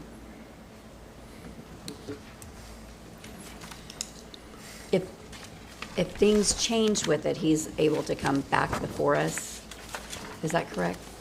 He'd have to come back in a year with the same application, or if he came back with something substantially different than this application. But currently, right now, it's already zoned industrial light, so he would have to find uses that fit industrial light uses, because the buildings are pretty much already completed. Okay. Still limited parking, though. Correct. So, like, during the building of it, though, why wasn't this addressed then? Like, having, So the property owner intended for this to be an industrial light use. But as he mentioned, when they went to market it, they did not find anybody that was willing to occupy their building as an industrial light use. They found more interest in it being with commercial uses. So for them to fill up the space and occupy it, they requested this rezoning change.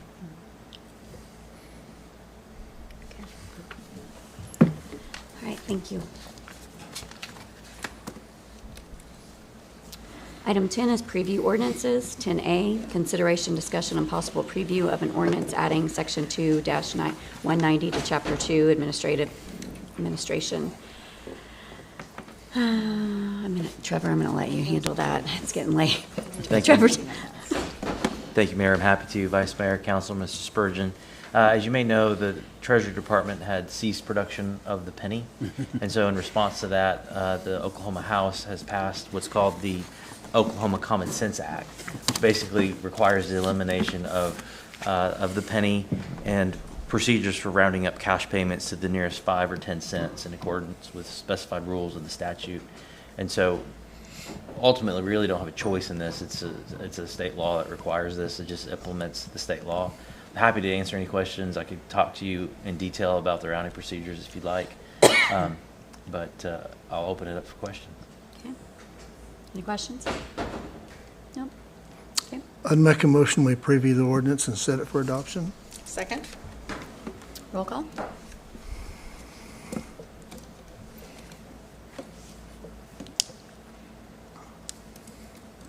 Item B, consideration, discussion, and possible preview of ordinance number 3928. Declaring an emergency. Good evening again. I'd like to spend the next hour and a half with you going over these preview ordinances and ordinances. On May 19, 2026, City Council reviewed and approved PUD 2519-2025 and BAZ 2633-2026, which proposes to create a planned unit development to change the zoning designation for a single-family residential subdivision from CH Commercial Heavy to RSC Residential Single Family Compact on 90.33 acres located north of Tucson Street or 121st and approximately a quarter mile east of Olive Avenue or 129th Street. Staff recommends you preview ordinance number 3928 and set it for adoption. Make a motion to preview the ordinance and set it for adoption. Ordinance number 3928. Second? Roll call?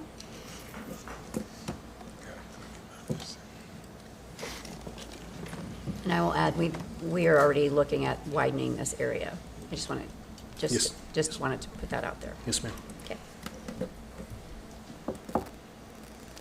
Item C, consideration, discussion, possible preview of ordinance 3934. On April 7th, 2026, City Council reviewed and approved BAZ 2651-2026, which was a request to rezone approximately 119 acres from A1 agricultural to RS residential single family for the Pines at the Preserves for a proposed single family residential development. This property is located 1/4 mile south of Omaha Street or 51st Street and west of 37th Street or 209th East Avenue. Staff recommends you preview ordinance number 3934 and set it for adoption. Make a motion we preview and set for adoption. Before we continue with this, can we just get some clarification? Obviously, there was some misunderstanding on social media about what the term emergency means in this situation, and Mr. Aaron did a great job of responding to that online today, but for the record, can we just explain this? I mean, and I get it, everybody's not a political figure involved, but let's just educate some folks tonight, so we're clarifying what this is. Sure, I was going to mention this when we got to the ordinances, because that's when it was going to be applied. Trevor can back me up if I'm wrong, but state statute establishes a procedural process to adopt municipal ordinances. Establishing an emergency clause is one way. The other one requires publication, which is a delay of about 30 days before it becomes effective. Fantastic. Thanks for your time. Thanks for your time. He just wanted to break. I still make the motion. Okay. I'll second that motion. I already got it second. Oh, got it. All right. I thought you were going to take longer. Okay. Item D, consideration, discussion, and possible preview of ordinance number 3936. On February 2nd, 2025, City Council reviewed and approved BAZ 2485-2025, which was a request to rezone approximately 22 acres from RMF, residential multifamily, with PUD 340 to RSP, single-family residential preservation. This request includes the abrogation of PUD 340 and will be a straight zoning change. This property is 22 acres in size and is located 1/8 mile south of Tucson Street or 121st Street and west of Elm Place or 161st East Avenue. Staff recommends you preview ordinance number 3936 and set it for adoption. Make a motion, we preview it and set it for adoption. Second that motion. Roll call.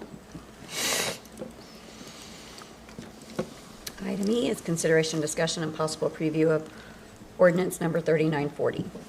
On July 14th, 2025, City Council reviewed and approved BAZ 2194-2025, a request to rezone almost a quarter acre from R3 single-family residential and DM downtown mixed-use, DROD Area 6, to DM downtown mixed-use, DROD, which is Downtown Residential Overlay District, Area 6, for the Realty One Group Dreamers Commercial Building Development.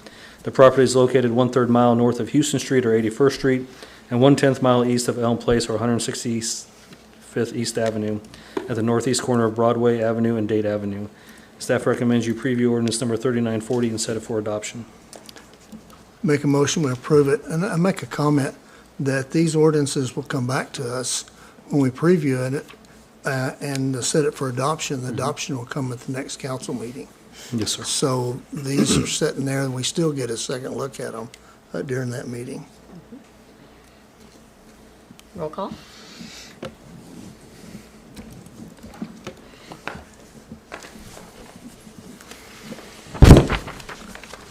All right, item F, consideration, discussion, and possible preview of 3943.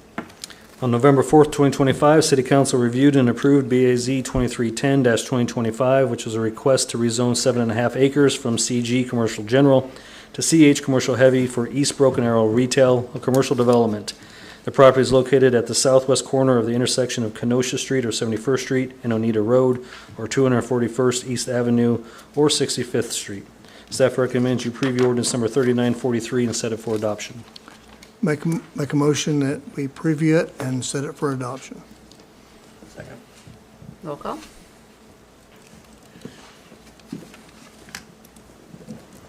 Item G, consideration, discussion, and possible preview of ordinance number 3944.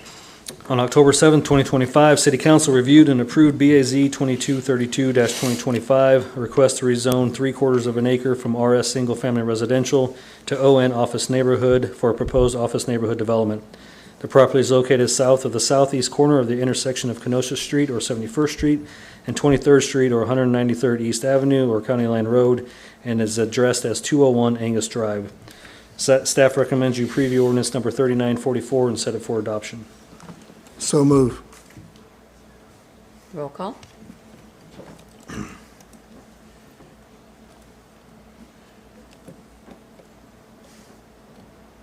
Okay. Item H, consideration, discussion, and possible preview of ordinance 3945. On February 3rd, 2026, City Council reviewed and approved BAZ 2374-2025, which was a request to rezone 9 acres from AG Agricultural to IL Industrial Light, and Planning Unit Development 2550-2025 for a proposed laydown yard for an adjacent light industrial operation. The property is located 1.5 miles south of Washington Street or 91st Street, and 1/2 mile east of the Creek Turnpike, and 1/2 mile west of Evans Road or 225th East Avenue. Staff recommends you preview ordinance number 3945 and set it for adoption. Make a motion that we preview the ordinance and set it for adoption. Call. You telling jokes down there? What's going on? I don't have time. No, He doesn't have time. Vice Mayor's busy. I'm trying to get them out of this. He's busy. Item I, consideration, discussion, and possible preview of an ordinance closing a utility easement. Rocky. This is a request for the closure of an easement on property located nearly 1/2 mile north of East Houston Street or 81st Street and 1/4 mile west of 9th Street or 177th East Avenue or Lynn Lane Road. Staff recommends you preview the ordinance and set it for adoption. Make a motion to preview the ordinance and set it for adoption. And I asked Myrna if I had a fever, but when I saw all of these on there tonight, if I didn't feel like coming, then she didn't buy. She said, "You're fine, go to work." Go to work. It's a lot. There is a lot on our agenda. Okay. Item J, consideration, discussion, and possible preview of an ordinance closing a water line easement. Rocky. This is a request for the closure of a water line easement on property located nearly 1/2 mile north of East Houston Street or 81st Street and 1/4 mile west of 9th Street or 177th East Avenue or Lynn Lane Road. Staff recommends you preview the ordinance and set it for adoption. Make a motion to preview the ordinance and set it for adoption.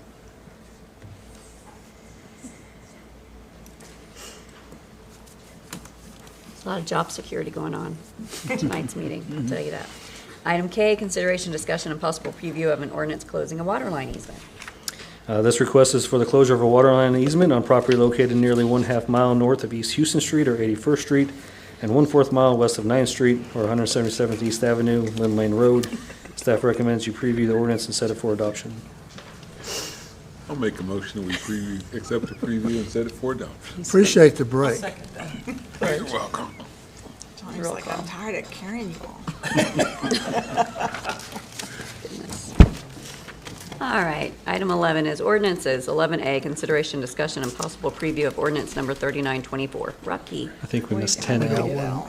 What did I do? 10L. What did you do, Al? 26-1047. Oh, we were just going to skip right past that. 10L, consideration, discussion, and possible preview of an ordinance partially closing a sanitary sewer easement. Yes, this is a partial closure of a sanitary easement on property located nearly 1/2 mile north of East Houston Street or 81st Street and 1/4 mile west of 9th Street or 177th East Avenue, Lynn Lane Road. Staff recommends you preview the ordinance and set it for adoption. I'll make a motion that we preview that ordinance and set it for adoption. Second that. Thank you. You're welcome. Now 11A. Rocky. So to Vice Mayor's point, these were previewed at the last council meeting, so these are now coming before you as an ordinance, and the first 16 of them are basically just amending the zoning map. So council had already voted on, approved the rezoning for these just update the zoning map. So on February 3rd, 2026, City Council reviewed and approved PUD 2514-2025 and BAZ 2575-2025, which proposes to create a planned unit development for a proposed therapeutic farm.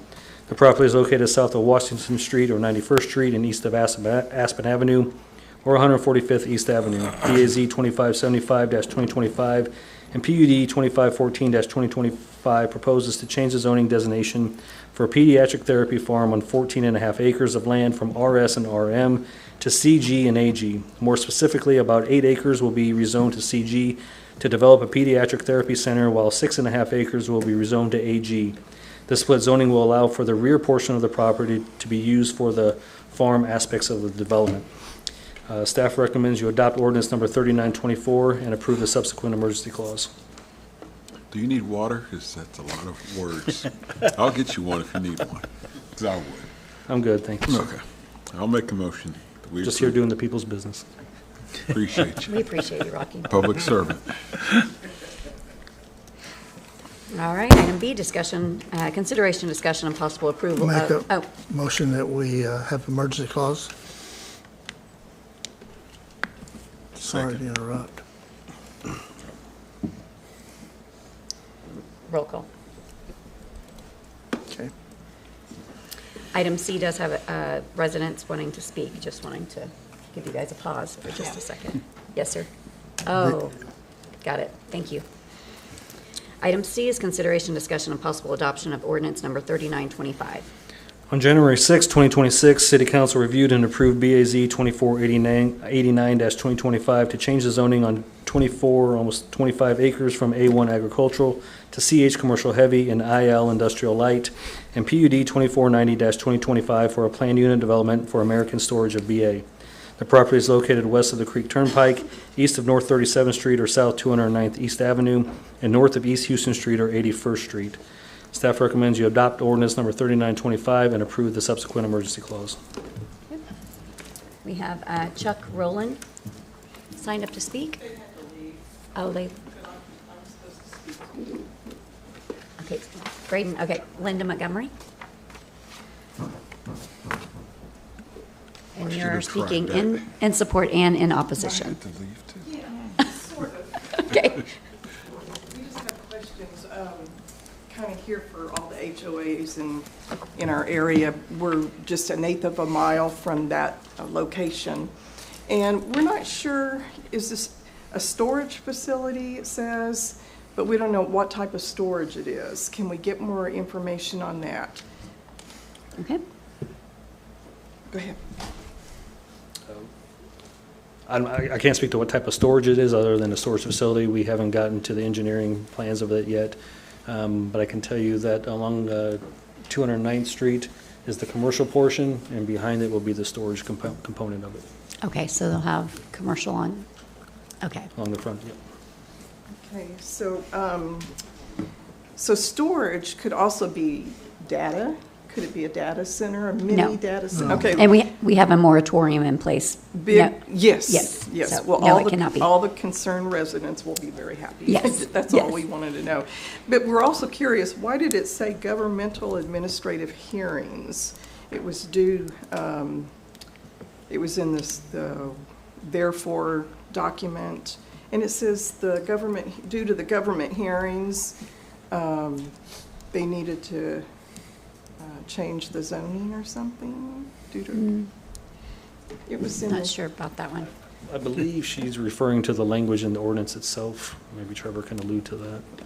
I'm not sure I'd have to look what the notice was. I'm not sure what you're referring to. I got it on my phone, that's okay. And then the last question is, why are they called declared an emergency? We were all curious on that. You must have stepped out. We addressed Oh, it yeah. a little while ago. We just addressed that earlier, but you might not have been here whenever we discussed that. That's okay. You're fine. Yeah, So That's it. yeah. state statute, there's two ways to make this rezoning effective.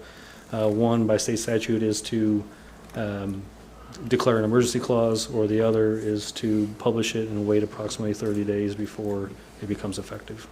So this, The only thing I'd add to that is when you're dealing with our zoning code, it is by definition a life, health, safety issue. And so it needs to take effect immediately, and that's what the emergency clause does. Otherwise, it'd have to wait for 30 days, and you'd have to publish the ordinance in full. And so there is justification because of the nature of the ordinance.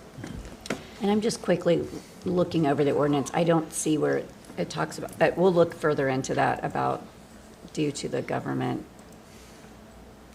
But did you say you had it on your phone? Maybe or it's something? about our government, you know what I mean, having to Oh, approve okay. it. A series of governmental it's administrative us. hearings have been conducted, so meaning like at the council meetings. I think. Those are the we're- hearings. We're government. Yeah, right. We're your local government, I hate so to say that one, that, yes. but we are. Yes. Okay. All right. Where are we at? C. We need a motion. You There's have a motion and a second on the floor. Okay, roll call.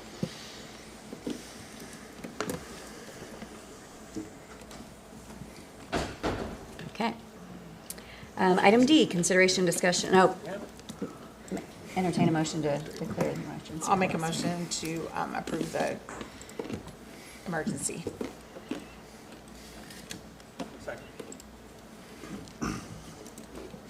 Item E, discussion, consideration, discussion, and possible adoption of ordinance number 3926. on December 2nd, 2025, the City Council reviewed and approved BAZ 2505-2025 to change the zoning on 99.5 acres from AG agricultural to IL industrial light for Arrow Forge. The property is located 1/2 mile north of Tucson Street or 121st Street and located on the south side of Florence Street or 111th Street, and 1/4 mile east of Olive Avenue or 129th East Avenue. Staff recommends you adopt ordinance number 3926 and approve the subsequent emergency clause. So moved. Roll call. Item F is the emergency clause. Make a motion to approve the emergency clause. Second? Rocky, I don't know who you made mad to have to do all this on one agenda. So to give you a little bit of insight, the old zoning ordinance said that rezoning was subject to plating. Well, that language did not transfer over to the new zoning ordinance. So we had a property owner reach out here recently where they had a recent rezoning and requested this information. So this is just us getting caught up back to July 1st of 2025. So this would be the last big batch of preview ordinances, and then next council meeting will be the last big batch of ordinances. Okay. I didn't make the motion, I just seconded it. I don't remember who made the motion. I'll make the motion to accept. Okay, roll call. Item G, consideration, discussion, and possible adoption of ordinance number 3927. On July 14, 2025, the City Council reviewed and approved BAZ 2238-2025, a change in the zoning of 6.5 acres from A1 agricultural to CG commercial general for Harvest Church. The property is located on the northwest corner of New Orleans Street or 101st Street and 9th Street or Lynn Lane Road. The staff recommends you adopt ordinance number 3927 and approve the subsequent emergency clause. Make a motion to approve? Second. Roll call. Item H is the emergency clause. Make a motion for the emergency clause to be approved?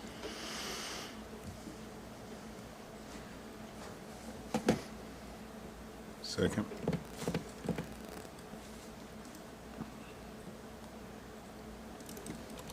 Item I, consideration, discussion, and possible adoption, ordinance 3930. On November 4th, 2025, City Council reviewed and approved BAZ 2425-2025, a change of zoning of approximately 10.5 acres from AG agricultural to CG commercial general, and PUD 2428-2025 for a planned unit development for Tower Corner. The property is located at the northeast corner of the intersection of New Orleans Street or 101st Street and 9th Street or 177th East Avenue, Lynn Lane Road. Staff recommends you adopt ordinance number 3930 and approve the subsequent emergency clause. Motion to approve? Second. Item J is the emergency clause. Approve the emergency clause? Second. Sorry, my eyes were crossed.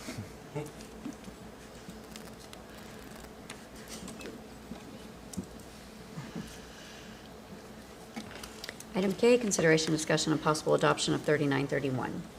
On December 2nd, 2025, City Council reviewed and approved BAZ 2524-2025 to change the zoning on 8 acres from AG agricultural to ON office neighborhood for the Church of Latter-day Saints. The property is located at the southwest corner of the intersection of Florence Street or 111th Street and Aspen Avenue, 145th East Avenue.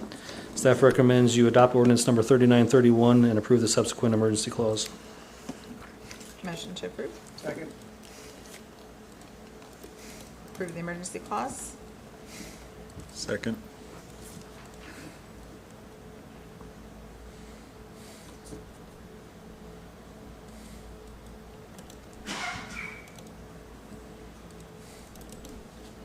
Item M, consideration, discussion, and possible adoption of 3932. On July 14, 2025, City Council reviewed and approved BAZ 2200-2025 to rezone 23 acres from A1 agricultural to RS4 single-family residential for Lynn Corner. The property is located at the northeast corner of the intersection of Washington Street or 91st Street and 9th Street or 177th East Avenue, Lynn Lane Road. Staff recommends you adopt ordinance number 3932 and approve the subsequent emergency clause. Motion to adopt.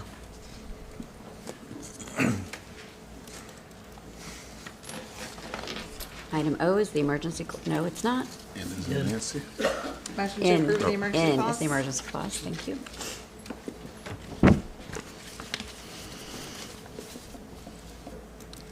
Item O, consideration, discussion, and possible adoption of 3933. Wasn't that the emergency we just voted on? N, yeah, 32. 32. That was M. On July 14, 2025, City Council reviewed and approved BAZ 2202-2025 to rezone approximately 5 acres from A1 agricultural to CN commercial neighborhood for Lynn Corner. The property is located at the northeast corner of the intersection of Washington Street, 91st Street, and 9th Street, or 177th East Avenue, Lynn Lane Road. Staff recommends you adopt ordinance number 3933 and approve the subsequent emergency clause. Move for approval. Second. After the first. Okay. I think I'll burn up my computer. That's okay. Somebody else just click it. His is frozen. Click second. If he's still frozen. His voting thing's I frozen. need to go home. I need to go. He wore it out. He wore it out.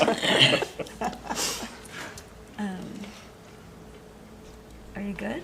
Yeah. Okay. Yeah, All he right. took I it. can vote, I just can't make a motion. Okay. Won't let me make a motion. You made too many. You made too many. Yeah. I'll buy that. Item P is the emergency clause. Make a motion to approve? Item Q, consideration, discussion, and possible adoption of 3937. Yes, this is a request for the closure of a utility easement on property located south of West Florence Street or 111th Street and east of South Aspen Avenue or 145th East Avenue. Staff recommends you adopt ordinance 3937 and approve the subsequent emergency clause. So moved. Second. Item R is the emergency clause. Motion to approve the emergency clause? Second on emergency.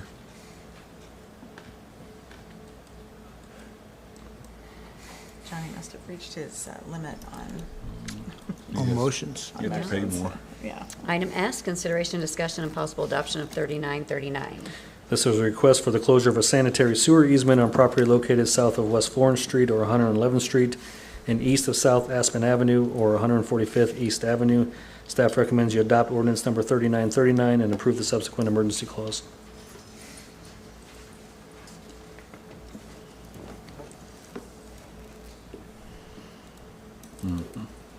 Item T is the emergency clause.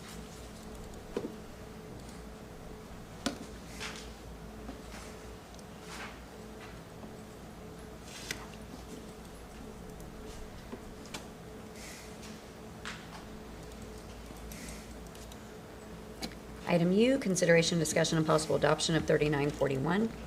This is a request for a closure of a utility easement on property located south of West Florence Street or 111th Street and east of South Aspen Avenue or 145th East Avenue. Staff recommends you adopt ordinance number 3941 and approve the subsequent emergency clause. Motion to adopt.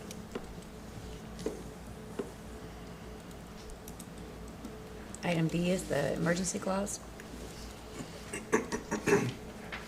So move for emergency.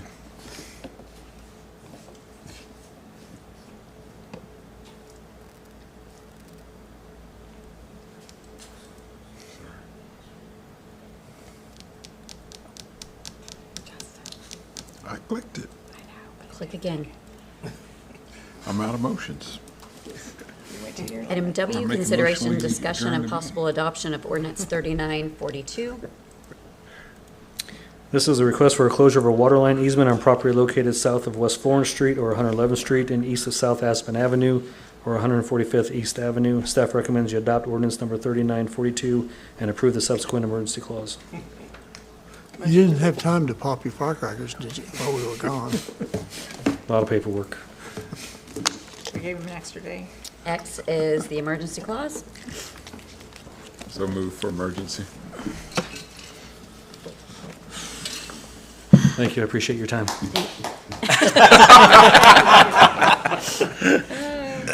All right, item 12 is remarks by governing body members. I just wanted to give a huge shout out to the staff that, for our block party. They did amazing.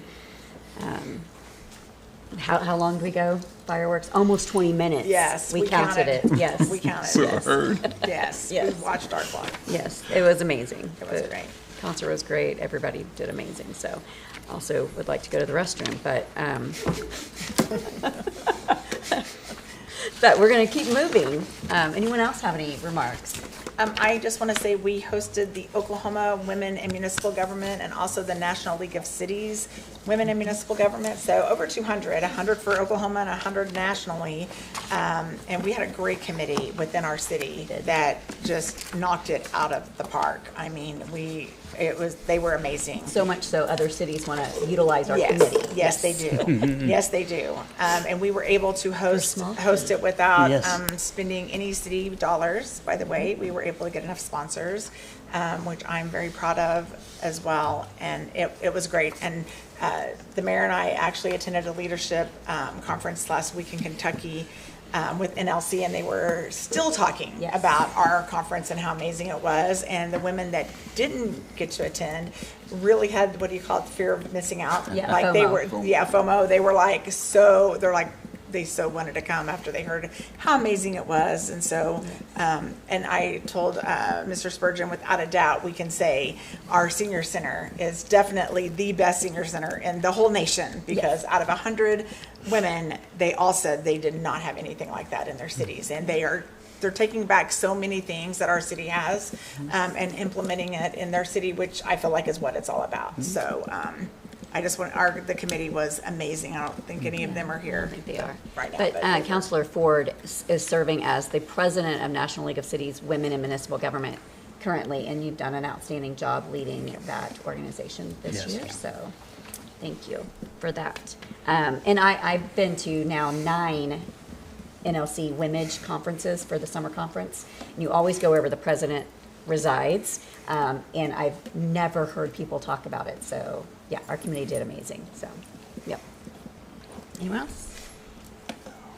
City manager, you talked out? We've Okay. said a lot. City manager? You all covered tonight. Great business, a lot of it city business, and a lot of was done. And I don't have any other comments. All right, we do have an executive session, so entertain a motion to take a brief recess and go into Bama. So moved. Second. Pickle. Here. Green. Yes. Is it yes or here? Yes. Here. Okay, Oh, yes. Oh, yes. And Yes. then here. Yes, okay. Ford. Yes. Parks. Yes. Wimpy. Yes.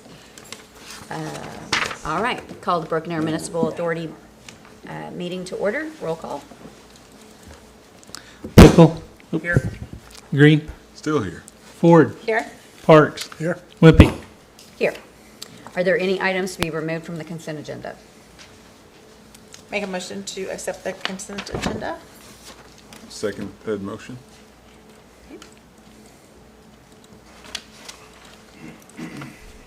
There are no public hearings, appeals, presentation, recognitions, or awards. Item 6 is general authority business. 6A, consideration, discussion, and possible approval of and authorization to execute a professional consultant agreement with Burns and McDonnell for the feasibility study for proposed transfer station. Jerry, hi. Madam Chair, Vice Chair, trustees, and General Manager, Mr. Spurgeon, I am super excited. I see, Even though it's I see late. you got a little Brian Bays. I got a little in you. Ryan Bays in me Yeah. today, so I'm super excited to be in front of you to talk about this. I'm Jerry Schuber, your Director of Solid Waste and Recycling. We've been talking about this for 5 years, so I'm excited to bring this forward. What we're looking to do is get approval to do a feasibility study with Burns and McDonnell, and this item before you is to approve that contract.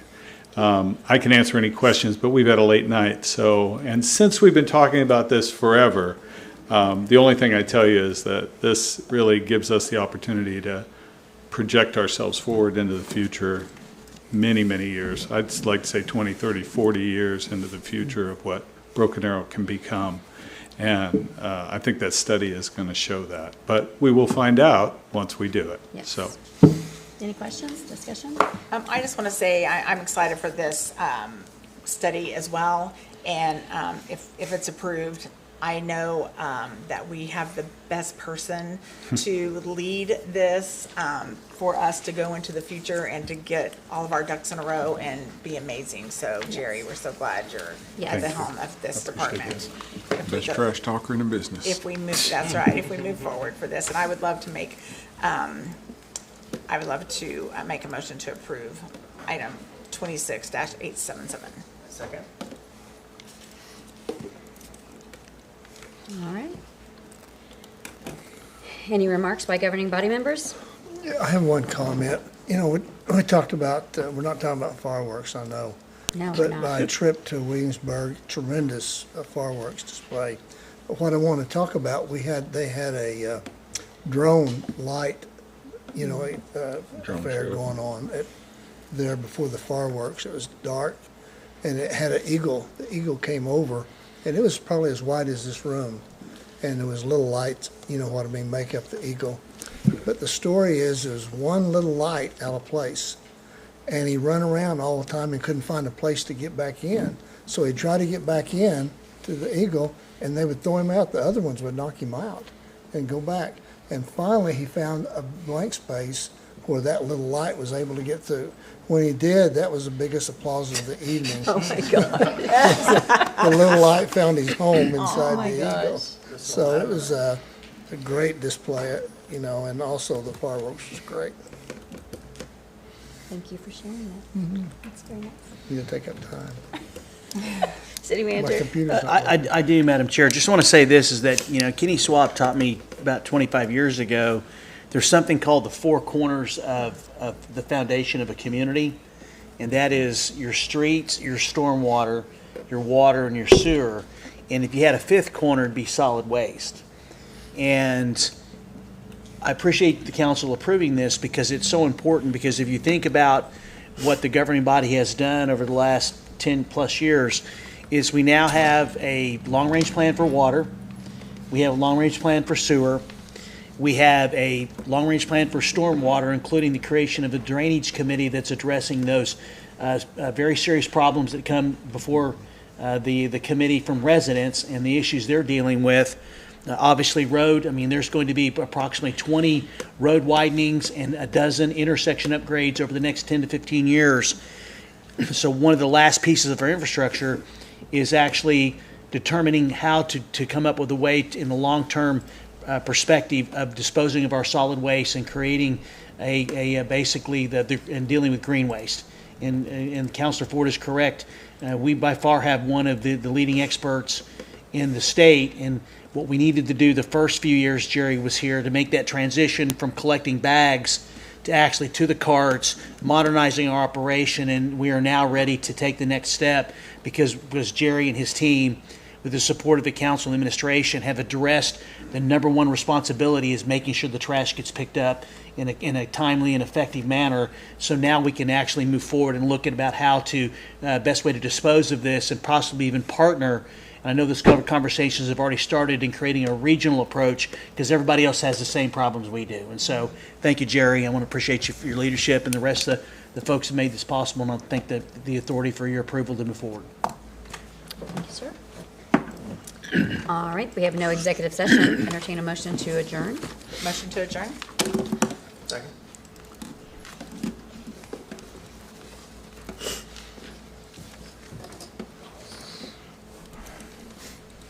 Call the Broken Arrow Economic Development Authority to order.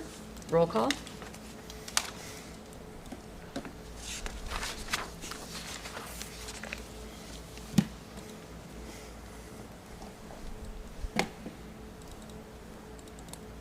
Pickle. Here.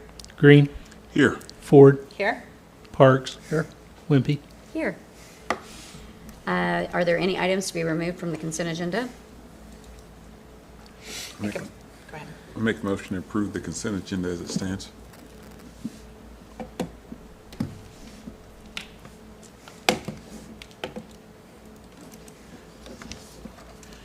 There are no public hearings, appeals, presentations, recognitions, or awards. Item 6, general authority business. 6A, consideration, discussion, and possible approval of an authorization to execute an economic development agreement between Rise, Grind, and Ride and Broken Arrow Economic Development Authority. Travis. Good evening, Madam Chair Wimpy, Beta Trustees, City Manager Spurgeon. With you tonight, Travis Stevens and Brenton Brassfield with the Tourism and Economic Development part of the city. And we are beyond excited We are, dare I say, elated to be here with you tonight to close this thing out. I know it's been a long night. Beyond Jerry's excitement. That's right, beyond Jerry's excitement. And it's past Norm's bedtime, so we promised him would be brief. In Brent's role at the city, he spends a great deal of his time working with and on behalf of our Main Street businesses. So we're here to present an economic development agreement tonight with one of those. So I'd like for Brenton to provide you with an overview of the project, and then I'm going to follow up with the facts and figures. So, Brent? I will really focus on being brief. And we are excited, Jerry, but this is an exciting project. It's in the Rose District, and it's locating at 224 South Main Street in what was the former Spoke House Bicycle Shop and Rattlesnake Cafe. And as you are aware, the building has been vacant going on 4 years, boarded up in a prime downtown location. Filling the building and completing construction has had several challenges for various reasons. I think you all know Randall Ryan, who's present tonight. He is the owner. He's ran a successful business in the Rose District for 7 years. And he really is truly a homegrown success story. He started 11 years ago in the farmer's market. And his business has existed 7 years. The new business will be named District Mercantile and essentially could be described as a neighborhood market. His concept consists of a grab-and-go deli, light groceries, and Randall's coffee operation. He will offer locally produced products when available, and that would be seasonal. The building will house 2 different business concepts. One side will be the mercantile, the other side will be the coffee, which will be called Wanderlust Roastery. The light grocery option fills a void in our downtown, a walkable solution of quick conveniences for not only residents, but visitors and downtown employees in the district as well.